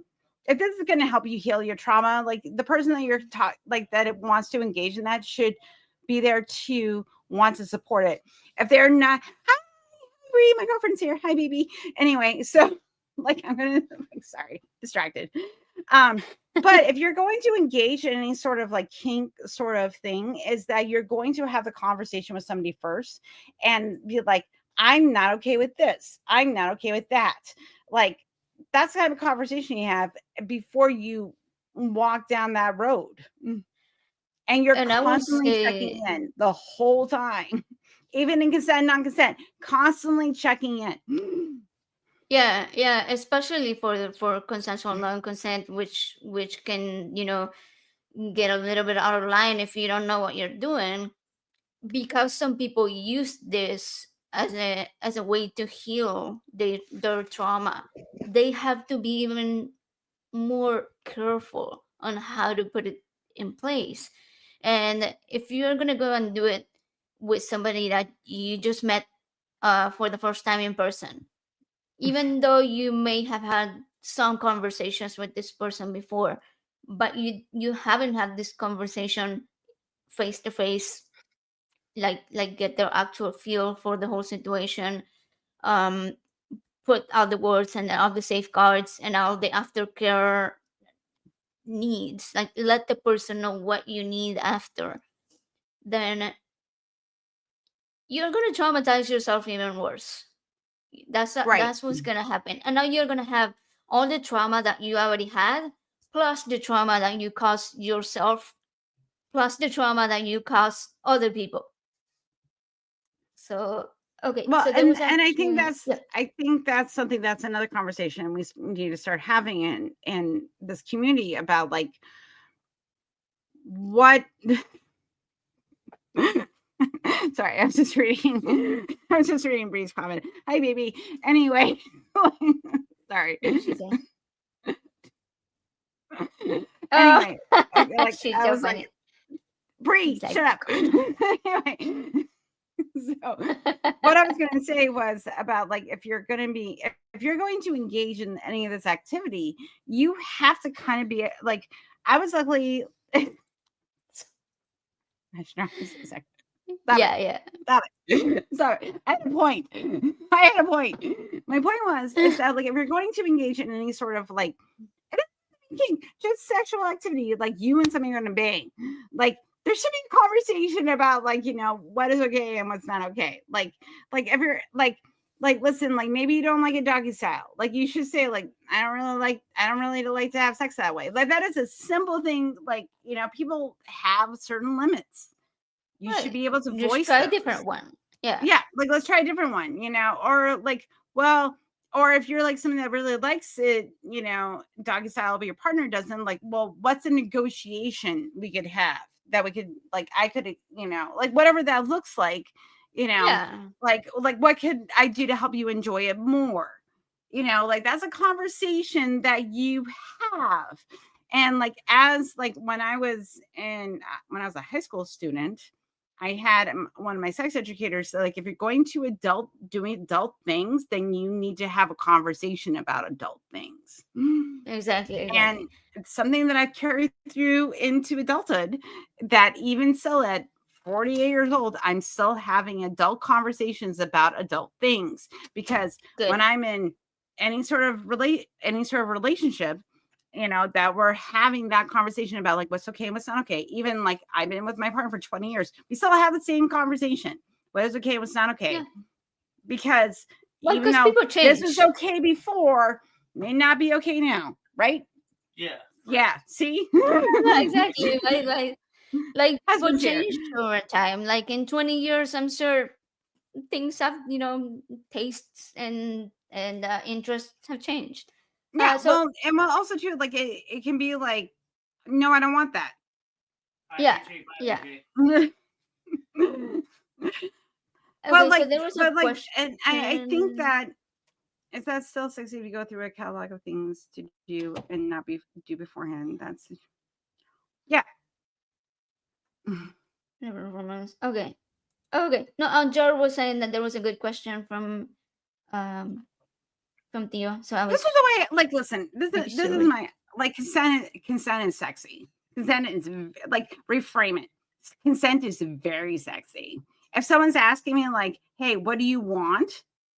I'm like, "Ooh," like if someone's like, "I like," or if they're like, "I want to do this to you, is that okay?" And I'm like, That's a good point. "Yes." Or because if you say something like just gotta put on a sexy voice, just put on a sexy voice, and just ask your partner, whoever you're like, Hello. whatever you're gonna do, be like, "Hey, can I do this to you?" And if they're like yes, like I would really like that, then cool. Or I'd be like, no, and then be like, but like, and then you go, okay, what would you like? And then encourage them to tell you what they would like. You can still be sexy. I think that Hollywood has ruined sex for us, everybody. Because your partner should be able to mind read you. And this goes back to trauma. This, like, I know I'm talking about sex, but I'm going back because like, we've had so much sexual trauma. Even if you were not Yeah. SA'd, because of purity culture, there was some kind of bullshit they were talking. Even if you're an atheist from birth, just because we live in American culture and it's been so influenced by fucking Puritans, we have kind of digested it. Like, this is a generational trauma thing that we've all kind of digested, that women, even if you don't believe in God or not, that somehow, or you're a queer person or whatever, that you have to swallow, whatever bullshit that you're told. And this is your role. This is your role. Please perform the role. Like, and that's the thing about like the male gaze, and we're talking about like how we're perceived. It comes down like, certain women like, one thing I'm dealing with now, like, that I've been taught, that I past 45, I shouldn't be desirable. I shouldn't want sex. I shouldn't want to have people that want to fuck me. Like, I'm not saying I'm going to fuck everybody, because I'm not, but I'm just saying, like, you don't get to participate in the sexuality Olympics. Like, and then if someone does find me attractive, like that because of the messaging, is something that I know I'm hot, but like, when someone tells me I'm hot, I have a problem receiving that, because society has told me you're not allowed to be. I know. So I was raised an atheist, and then I became a believer, and then I became an atheist again. I guess I was always an atheist, but anyway. But during the time that I was religious, I felt that purity culture so, like, I felt it so deeply. Like, I just felt like I had to present as a woman and act like a woman, and be all feminine, and sex was like a disgusting thing. Okay, not disgusting, but like taboo, right?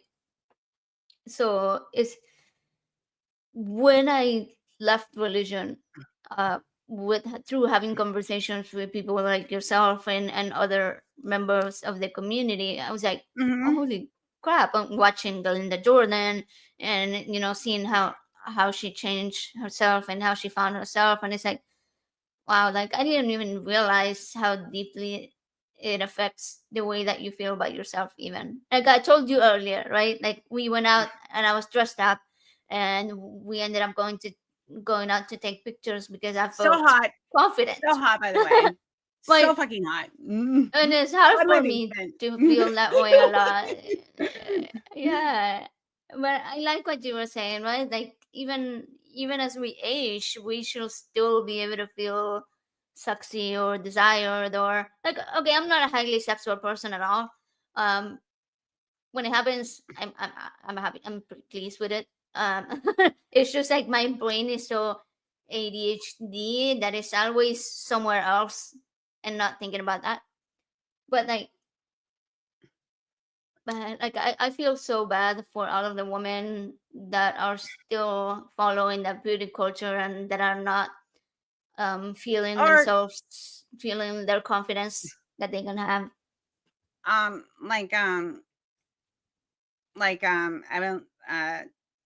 I was listening to Alanis Morissette, and she has this song called "Unsexy," and it was like, I can feel so unsexy for someone so beautiful. Like you're told, but because the mentality is that, that you are not sexy, also, like, or you can't be sexy if you're overweight, or you can't be sexy because you're this color, or you can't be sexy because you're this age, or whatever, like, it, because of the fucking messaging, because of capitalism. It's like, it tells you like, this is the ideal, like, and you have to look like a model. I don't know if she's still here, but she's like, Helen, you have a mom bod. And she's like, I find that really sexy. And like, for me, I was like, what? Like you find like because Okay. the messaging is that you have to be thin and you have to be white and you have to be like, straight presenting and all this bullshit that you're told, right?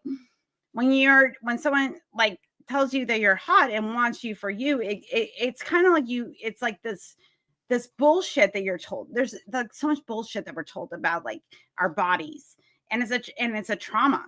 It is a trauma of like you cannot exist in your own skin and have like obviously I want people to be healthy and take care of themselves, but not because it's a competition, just because like we know that diet and exercise does really affect your life. Am I good on the exercise? No. I'm lazy. Also, I have chronic pain. So that Same. makes exercise hard.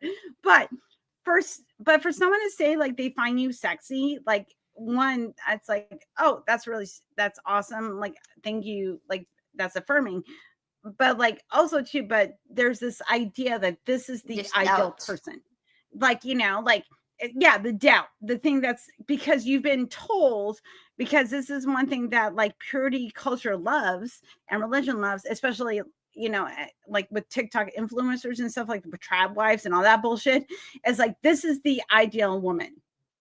Oh yeah. Like you want Betty from Mad Men. That's the woman you want. And I'm like, that woman doesn't exist. I Like in know. Everyday Wife, she doesn't even Betty from Mad Men does not exist because she was like, I don't like the box that you put me in. I I think the reason it was hard for me to feel confident now, even though I present more like what I want to present, um, was because I felt so not confident when I was in religion and I was like trying to perform that feminine look, right? Going to church, you gotta wear the dress and don't show your cleavage and don't show too much skin for because temptation. So it was hard for me having felt having never felt confident for all of those years to then be like, okay, I look now the way I want to, but I still don't feel confident. So yeah, it's Right. been a And that's process. I feel much better now, but it's been a process, slow it's process. still a process. Like, even though like Yeah. I know I'm attractive, like I don't like I know I'm an attractive woman, there's still that voice. It's also the voice that says like, there's something wrong with you for being queer. There's something wrong with you for liking sex. Like there's the voice, there's something like, that's constantly Society. society. Like, Yeah. I'm like, you're in your late 40s.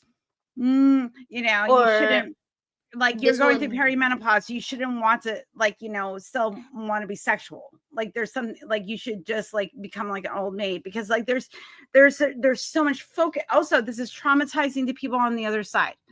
If like me and Glenda have talked about this, about how if you're beautiful, there's a certain expectation of how you're supposed to be in society, and you're supposed to feed the appetite of the male gaze, where we're taught, if you're like, I'm sure you've experienced this as someone that is deaf, that the world isn't made for you, and so you have to adapt to the world that has been Right. designed for people that aren't deaf, right? You have to Yeah. adapt in, right?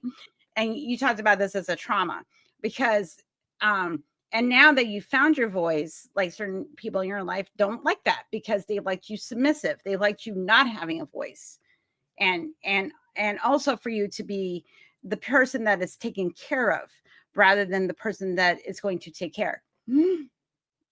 And I think that is hard for people when you're a woman and you're like, well, yeah, I have this thing about me, but I'm not going to let that define me. And people that are traumatized and want to be in control don't want that, because they're like, oh no, then I don't get to control the narrative. Yeah. And there's a narrative that I have to control. Yeah. Hidden Yeah, Granny. Not familiar with you. Hello, welcome. She says Western influence has made being queer and trans be seen as shameful. It is. exactly. It absolutely has. Anything, any LGBTQ person, all of the queer people are.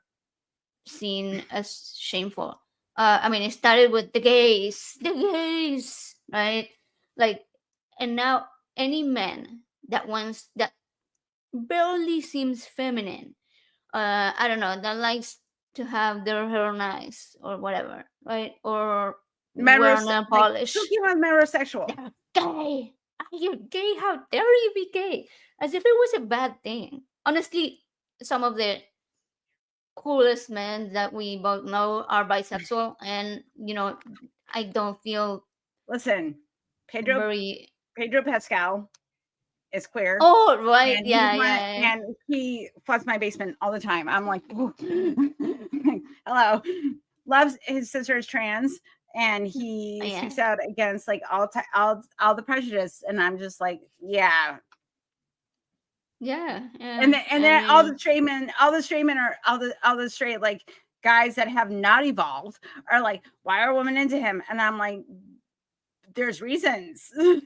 cause yeah, yeah, and it doesn't have to be anything to do with looks, cause No, that he just confidence. happens to be very sexy, but like Yeah, he yeah, could yeah, just like like Ian McKellen or George Takai don't want to bang either of those men, but also I love them. So like let's like does it like it helps if I want to bang you. but, but but also like if anyone knows me, I'm like if you're a nice person and I find you moderately attractive, you're probably gonna flood my basement. I'm not picky. Just be kind. And also I'm like, I tap it. Hell yeah. you're so funny. I'm not shy. But also too, that's another thing. Like the fact that I like just say what I want. Also there's a bunch of straight guys that would probably like straight white guys that would want to silence me and be like, oh, I get to own her vagina. No, you don't. You don't get to own my vagina. And that's another thing that purity culture. This is the thing about trauma. It's not just like what is directly done to you. It is also any messaging that you got as a Yeah, young person before you had a sense of self. yeah, and then this damn beauty culture is so deeply ingrained in all of society. It's like you don't, like you said earlier, you don't even have to be religious. You don't have to be in a cult to be affected by beauty culture. It's everywhere. It's already everywhere. So like we need to I mean, like, destroy it, think throw it about away like, with the patriarchy. okay, so I'm gonna, okay, AJ, we're gonna have real talk, okay, okay, Uh, okay. So, have you ever been like out and about, like grocery shopping or just hanging out, and you see a woman in slightly revealing clothing, and made an oh yeah, instant sure. judgment about her? I used to, yeah. Yeah. Now I Now you I don't would because say you're no. like, oh, that was some bullshit I was taught. Yeah.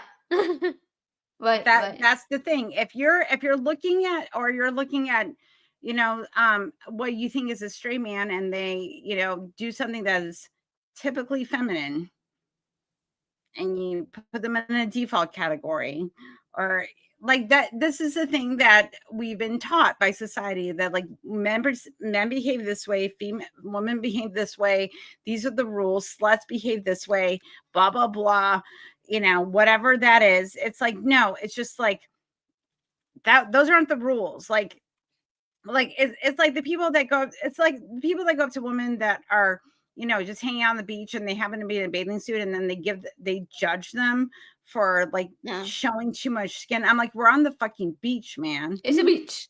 That's And what you're meant like to do. like like it's a beach. Like if I like the fact that I had to think about like covering on my breasts, like in my own house with the other people that live in my house, like granted one of them is my children, which I totally get. But like my roommate, like why should it matter? But it does because of social laws, like, because of shame.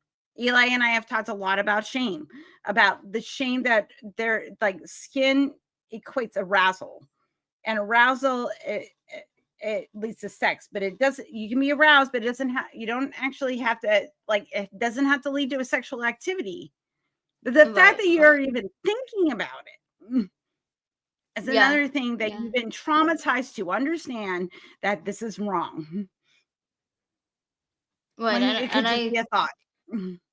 I think people that have deconverted that purity culture can understand that you can have relationships that don't necessarily have to be sexual, or that you can have physical touch without it leading to sex, and where there can be boundaries that you can understand with your specific relationships if you're poly or whatever, right?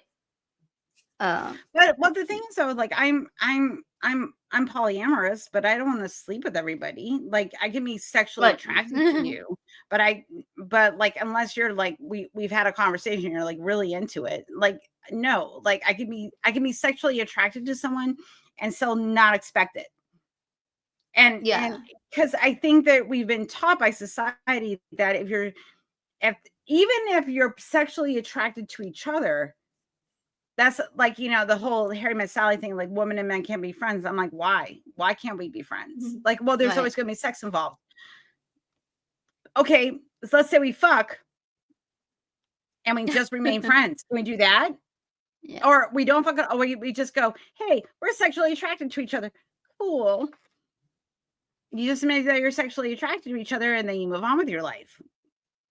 Like, yeah. but because I'm we put categories around things, like one thing Todd learned from me being, a queer person was that, oh, I can also say that I'm attracted to someone and I can just say it. I'm like, yes, yes, you can.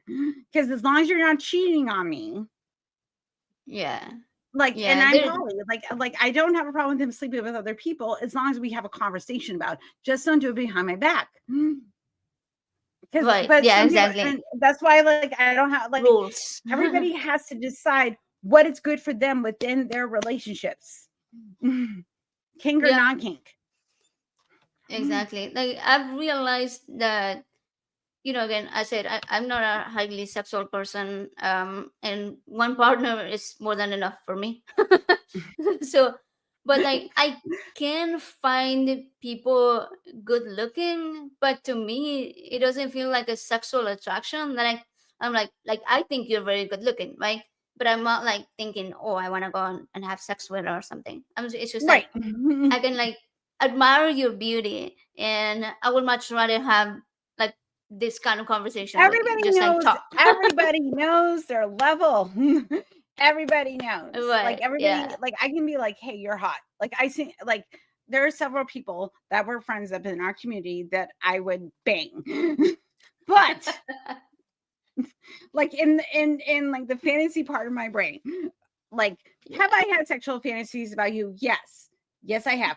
But I also know for friends first, and I value that more than me being like, hey, let's bang. Right. Right. Like, I don't think there's any shame in saying, like, I find my certain friends sexually attractive. Eli knows. Eli and I have had this conversation. We find each other sexually attractive. Guess what? We're still not banging each other, and we can still be friends. We can still Right. have Yeah. we can have that conversation. Go, I can find you sexually attractive. Guess what? And guess what? We don't even have to have sex. That's what We it can is. just have that Yeah. conversation and be like, hey, I find you physically attractive on that level. We might want to engage in this activity, but we're not going to because it would just not be good. Like, whatever circumstance, because we understand what consent is, we understand what boundaries are. That's being honest. When people start putting all these qualifiers in and all that type of bullshit, that's when it turns into a disaster. That's when it turns into, like, well, yeah, I find them attractive, but like I don't want to bang them. I'm like, do you find them attractive or not? Because if you're finding someone like aesthetically pleasing, that's one thing. Like, I find plenty of people aesthetically pleasing and I don't want to have sex with them. They're like, I find you aesthetically pleasing and I find you sexually attractive. But guess what? I know our level of friendship. So I'm just Right. going to say it and then we're going to move on from that. And that's fine because there's no expectation. It's the idea that if sexual attraction comes with an expectation. And that is what purity culture teaches you. That Purity culture teaches you that if you're sexually attracted to somebody, then there's an expectation of sex. right, and that's what happens when with lack of consent, right? Because a man Mhm. can find a woman that's naked and be like, oh, I'm sexually attracted to her, and then does whatever they want.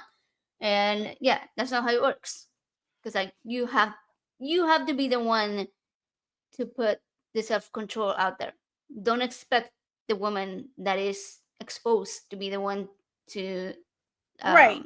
yeah, right, Right. like Because, like, it's blaming the woman that you got a hard on. Like, it's like, well, because there have been, like, I'm sure there have been like women that have been like, okay, we're gonna like, um okay, like, I don't even know who to talk about. Who's, I don't know, like the conventionally attractive person, okay, is like in society, it was like, cool, I would bang her. Cool. There are plenty of people that might find that conventionally attractive person not conventionally attractive, and they don't want to bang her or him or they, like, they don't want to. It's like, because, like, guess what? Attraction is a spectrum. yeah. Like, Mark made a so good point. He says, I think that there's a toxic masculinity thing that if you are attracted to someone, you have to act or you're a loser. we Yeah, were just talking about this absolutely, earlier. absolutely, yeah, Yeah. right. And guess what, guys? An untreated boner is not gonna kill you. It won't. I No, it was really Or funny, like, when I found out, like, I don't know who was the wonderful person when I was a teenager that told me that the blue balls wasn't a thing. I don't know who that was, but, like, I had a ex-boyfriend when I was in high school try I'm like, "You'll be fine, you can masturbate. You'll be fine. Like, you're not gonna die." Like, and I don't know, and if any, like, I am so sorry if you fell for that shit, because, like, that was some bullshit you were told, and it's not true. Oh, thank you. It's all penises.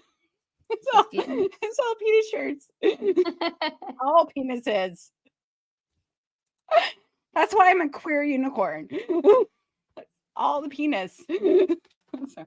But that being said, like, that's the problem though. It's like this idea, like, you when you have to bang someone if you're sexually attracted to them, or you can't just say, "Hey, I find you attractive," in our friend group, and we can just stay friends. And if Yeah. later on, if we get, yes, we're going, yes, Amber, you and I are going to the Pink Pony Club. Oh my God, lesbians all the time. Anyway, that being said, like, but there is this sort of idea that if you are sexually attracted to someone, that there has to be sex involved. And I'm just like, well, I can look at someone, like, this is the thing, there's a difference between thought and voice and action. Right, right. Okay, Like, so I can think it, and then if I trust you enough, like you and I have a level of trust, I'd be like, I'm sexually attracted to you, but also at the yeah. same time, not gonna bang you because that's not our relationship. Yeah, so That's Eli is okay. saying that when he was a teenager, there was a talk of a point of no return, after which men were not capable of controlling themselves.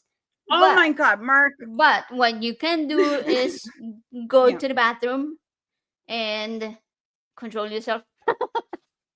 I think because I grew up with 5 older brothers, and there was like this kind of messaging that, like, this wasn't actually a thing, because then, like, okay, if then any female would arouse you, and then, like, you would suddenly, like, be not like, I can't even and also too, like, actually, you know what, there was an episode of Seventh Heaven, one of the, like, most awesome TV shows in the 1990s, but also one of the worst.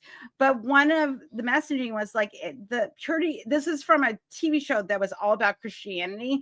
Says that, like, this message says that men are animals, like, and they're not capable of controlling themselves, which is also, like, thank you, Eli. But this is an But so episode, but also there was a message to the little girl that had like a collar on her neck, like, because she was like dressing as the band. Like, there's a band that the character wanted to see, but she was like 10 years old, and there was about that nuance of, like, not it was a little bit of purity shaming, but not, because, like, the message I took away from it, like, you are not responsible for some another person reacts to you, but because of purity culture, you kind of have to be aware of it. Like that was the messaging I got from my brain when I was in my 20s. like it was a choke. Yeah, it was a choker. Yeah, but it was like but also it was a band called like about puppies. It was a whole thing. Like if you look at the subtext, especially if you're in kink, you're just like, oh no. And it's a 10-year-old child. Oh no. Like if you're looking at pop culture from as the lens of an adult, you're like, oh my God, like nothing can be innocent anymore because of the fact that certain little girl adaptations within king culture have become a thing, like Cat the Schoolgirl thing. Like have that is a thing of patriarchy and being young and this whole thing of purity culture and this idea that we've talked about, like, you know, like you know, Matt Walsh once keeps saying that younger and younger girls should be allowed to be married, like basically saying that if you get your menstrual period that you're suddenly okay to get married, which he has said. It's like, yeah, gross. because it all relates back to that, this whole idea of like the younger you are, the more sexually available you are, which is gross. And that comes from patriarchy. Yeah. Because like, you know, like, hey, you only got so much time before you have to bang this girl and she can get pregnant. Like, right. Yeah, it's right. gross. And which also, and then that leads that sex can't be for pleasure. Sex can't be with like a mature adult that can say what they want and what they don't want.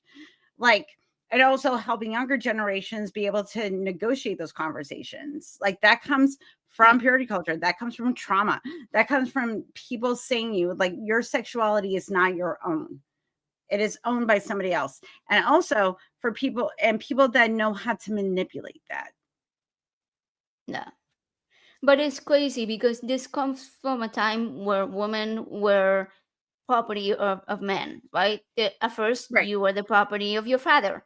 That is why, even today, in our secular spaces, even the fathers give away the rights. They give them to the husband as property, right? And we still use that, and we don't even realize how deeply that purity culture, biblical purity culture, is into our society. But okay, there was a comment by Theo that I wanted to address, and he said that some men have almost no impulse control and no manners. Some of them have no manners. Okay, as far as the impulse control, that's actually a thing. And I was researching for a video quite a while back, and I read that the parts of the brain, the prefrontal cortex that deals with self-control and decision making, when you are highly aroused and you know having sex, that part shuts down quite a bit, so you're Yep. gonna make terrible decisions. You're not gonna be able to control yourself, and I think that's what happens often when and I'm not saying that is to blame for people abusing sexually abusing others, right? No. It could be part of it. It could lead Well, to that, but there's people a thing though. should There but they is still that. have the ability. Yeah, There's the empathy part of your brain though. There's still a thing. Like you're there, with another human right. being.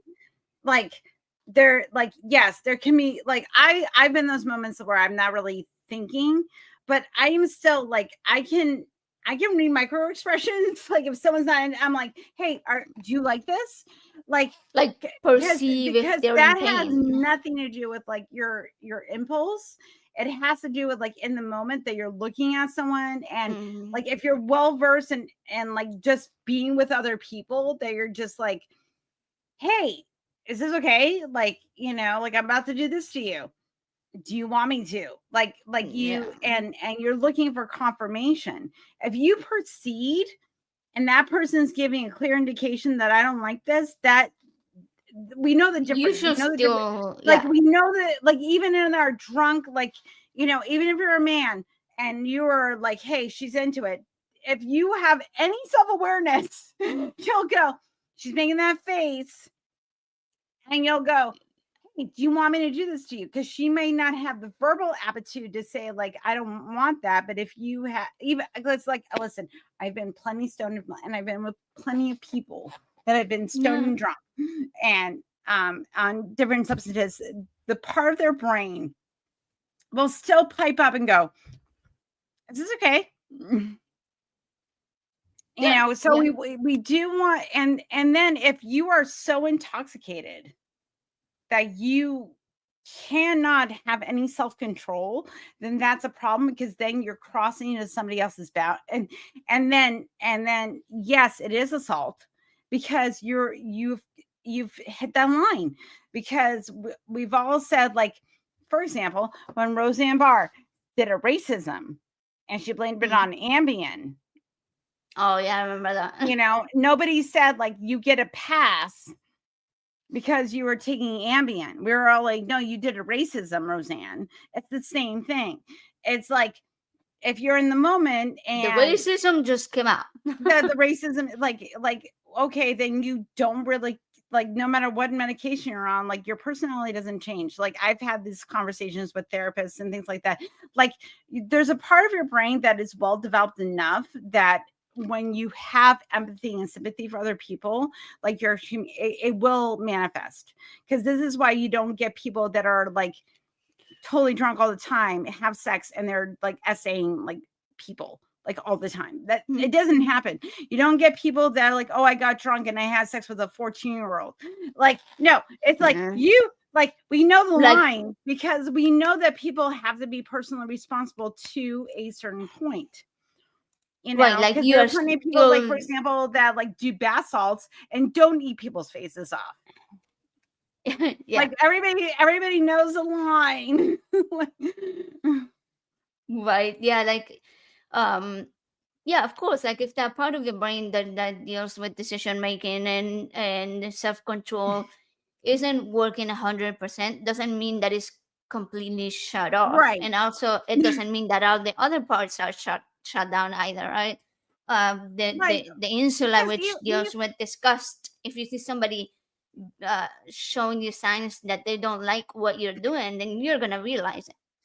Because anytime you've had a drunk friend, like, that was, like, very intoxicated, and somebody else came over to them and be like, hey man, like, you're at a 10, let's bring it down to a 5, and you were able to calm them down, they had enough wherewithal to recognize somebody else is telling them that their behavior is not okay. Right. And they were able to de-escalate because they had enough things in their brain to go, oh, I am, because that's why you need confirmation. That's why you need other people to be like, hey man, this is not okay. We're going to de-escalate. Personal responsibility has to take some sort of place there. And if you're so intoxicated that you turn into a monster, then I'm sorry, like, there are going to be consequences, because that's still not an excuse to harm another person. That's not an excuse. Because everybody that has, like, what is okay is not okay, like, to a certain degree, like, knows the line.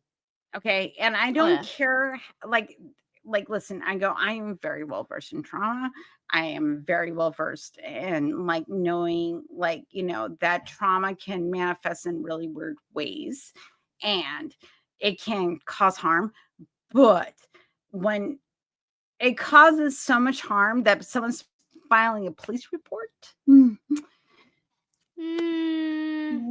yeah, you've kind of crossed the line at that point. Like, there has to be some nuance there. Like, and I can I can understand why you're like, as my husband says, no one cares why you're being an asshole. You're just an asshole. That's kind of where that's my limit. I'm like, I can understand you, but, like, you've gone beyond PL. You've gone beyond the PL at this point. Yeah, because, like, okay, sure, bad decisions were made while you were intoxicated, but when you became sober, you still continued to make bad decisions, to the point that you realize you falsely accused someone and then you still file a police report. And yeah, that's a problem. That's a very, very Like, big and problem. that's the difference. It's like, okay, like I was up till that point until when you falsely accuse somebody of somebody of something they didn't do. And then I'm like, okay, you've lost the thread. You have lost the thread, honey. Because I'm just like, oh no. And especially this is another thing too, is that if you are in the group of people that have been abused and have been a survivor. I don't say victim for myself. I don't say victim anymore. I'm a survivor of SA. Yeah. Like when because I've done the work. Like if someone's still calling themselves a Yeah, victim, yeah. yes, you are. Like yes, but I'm like, but I've done and I'm still doing the work. It's constant. You've It's going to be a survived it. constant thing. It's probably till I'm old, but whatever. Yeah, But it's more the fact empowering. that but the fact that you get to a point where you're just like, oh my God, I will not allow you to do that narrative anymore. Because that's the problem, is that even people that are survivors of that type of like the abuse, they will still fall into patterns that are destructive for other people because they haven't really sat down and done the work. You can say you did the work, but you like, unless you're able to be like, listen, I did work and I still have work to do. Cause like, I thought that like recently the stuff that happened between you and I thought I did the work. And then all of a sudden I was like, oh no, I have more work to do. Right, right, because it reopened that wound. Even though you had dealt with it and you knew how to cope, this very specific incident was just so painful that it really brings back up all of those memories and all of those trauma wounds that you had originally. So now you have all the extra work to do because somebody else decided to be a fuckhead. And I think there's a certain understanding. Like I know that I'm like, oh, this stirred up some shit, and I want to do the work because I've done the work before. That I know that I have the ability to work through it. Um, I know for a lot of people, like I have a very good support system. I have friends, and I have like my husband, and and also like my roommate. They're also trauma survivors, and also the people that I'm friends with in this community. I am very lucky that I have people that I can talk about, and I have a therapist that, like, with uh my therapist is great. And I often talk to her about like my support community, because like I don't want my support community to do the job of my therapist. Please don't put that on your support community. Like, you go to therapy because you are paying this person that, like, hey, you're well versed in trauma. Help me deal with this. You go to your support community, like, hey, when like, I just want to, like, you go to your support community going like, hey, will you watch like Beetlejuice with me because I'm having a moment and I need some escapism, or hey, can I verbally vomit on you for whatever you're going through. Like, you're not expecting them to fix you, you just want an outlet. The Yeah. therapist, the person that's actually you're paying the money to do the work, is the person that you should be going to. Now, I understand that we live under capitalism. Yeah. Fucked up. Okay. True. So, guess what? If you cannot afford, basic mental health care, I recommend things like The Body Keeps the Score. I recommend other trauma related books about, like, listening to, like, who'd you talk about? Who is the therapist you talked about? Oh, Dr. Gabor Mate. Oh my gosh, he has so much All amazing right. stuff. Like it's all Dr. over Kirk YouTube. I'm gonna put the Dr. name in the chat. Kirkhonda is another person that I've been listening to for over 15 years. Like, people that are well versed, because they interview other creators that are well versed in trauma. specific types of trauma, like psychologists. Like you may not be able to get like direct therapy, but you can get resources that can help you understand what you're going through till you can get the therapy. Like there are resources out there. Use ChatGPT. There are like ask your ChatGPT to give you sources on specific types of trauma On information, and yeah. specific type, like ask for actual resources, look at actual academic papers, because yes, we are living in dystopia, everybody. I understand that, and everybody doesn't get direct access. Like the therapy I get is done through my state, and because I was already established with that before I got my current job, they were still using that system. That one thing against by one Republican in my state was Vernon Buchanan, because his child was a victim of drug abuse.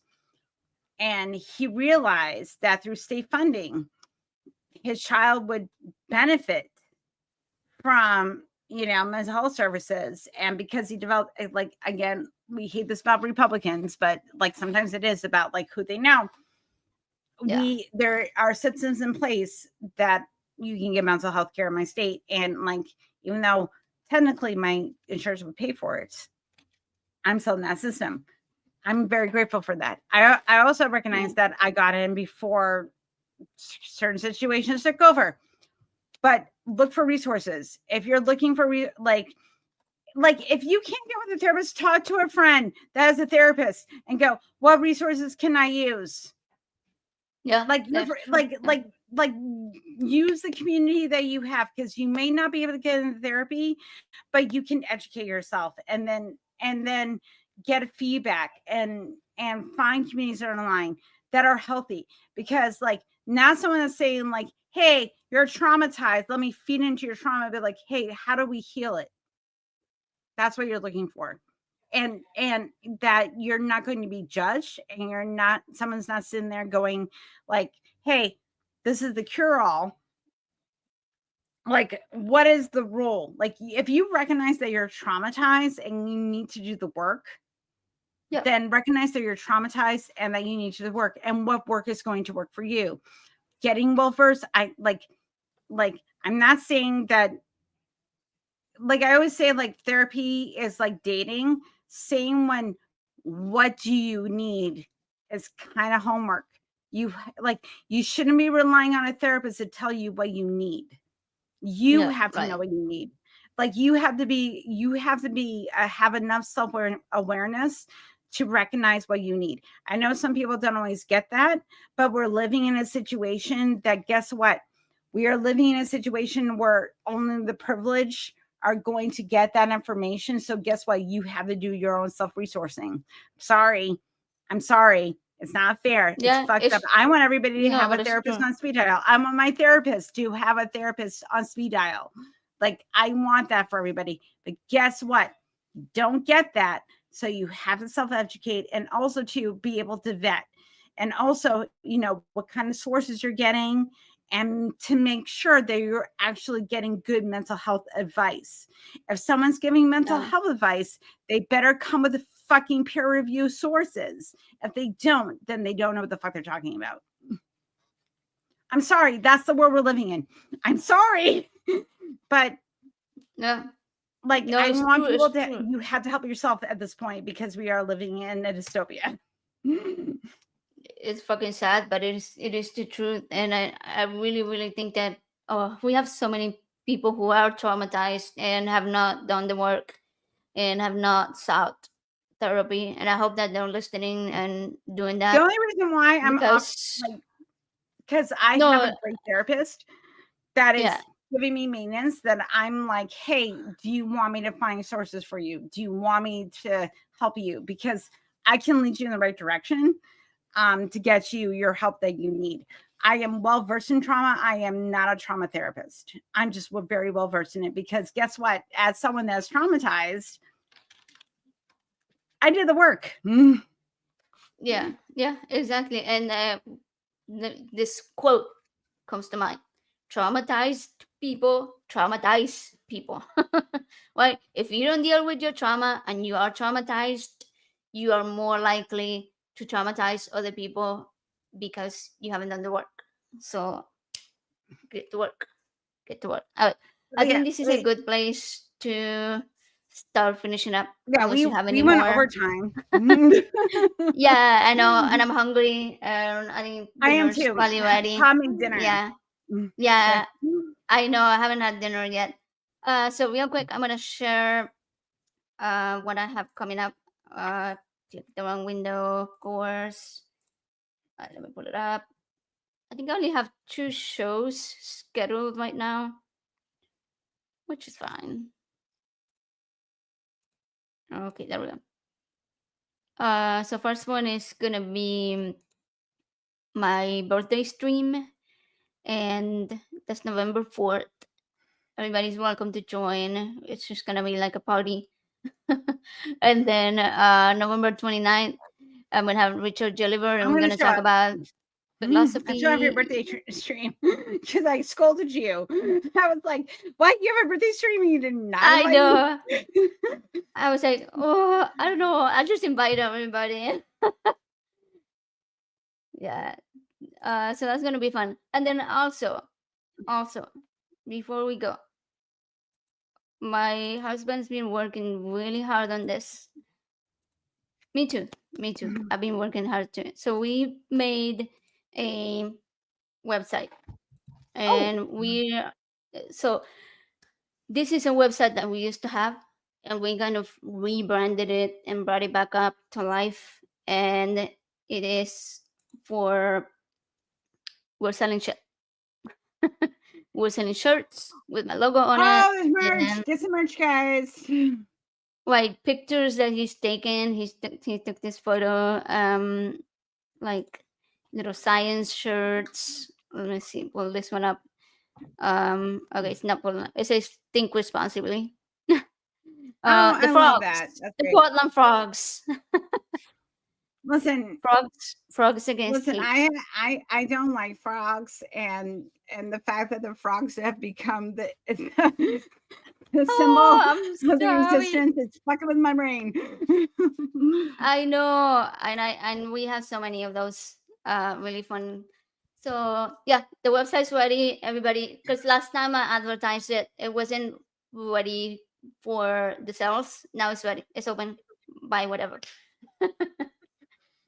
um. um, So what do you got coming up? What do you have tomorrow? So You said. tomorrow, Mandisa Thomas is going to be on my channel. We're going to talk about Black non-believers and where critical thinking can harm and also can provide like harm within the secular community and provide hope, because there is like where people think they're thinking critically and they're not, um, which that happens. So we're going to talk about that tomorrow. So I have to come. So if you want to go over to my channel at Free Thinkers Fireside, like and subscribe, totally appreciate that. Yeah, I would. I'm looking for subscribers, everybody. I'm trying to get to 500 so I can get super chats. That's basically. I I'm know at you're 240 something. So no, you're at 250. I just look. I 250. just went to So get I the need link. 50 more for subscribers, and I can get the monetization. Cool. I don't get enough of my coffee to get for people to help me pay for my Streamlabs prescription. So listen, everybody, go like and subscribe just so I can like boost my algorithm up. Do it. That'd be Do great. it. 500. I am a basic bitch. I know. I'm at 445 right now. I'm like so close. This took me a year. It's like my year stream. It will be December 5th. And all of you that have been wonderful people that supported me in the community, if you've been a prior guest, you get to be on my stream, and there'll be things happening. So Yep. also I'm going to be doing a fundraiser around Christmas time for Yeah. Black non-believers. So I'm going to be doing that too. So I have plans to raise money for other people that I care about. Cool. Anyway, hey, AJ, what do you have? Okay, you have that coming up. What else do you have coming up? Who's going to be your show next week? Yeah, no, that's about it. I don't think I'm gonna be on any show. Oh yeah, yeah. You know what? My brain. I'm gonna be on the Deepest Hell, which is I think it's relatively new channel, but we're Yes. gonna be talking about like brain stuff and the insular cortex, which is deals with like morality basically. So yeah, brain stuff as usual. My favorite. Okay. So everybody go subscribe to Helen. Help her get to 250. And thank you for hanging out in the chat and being awesome and asking questions and sending all the love. I subscribed twice. All Said right, twice. everybody. Yeah. I did. All right. Bye. Bye now. Goodbye. Yeah, bye. See you next time.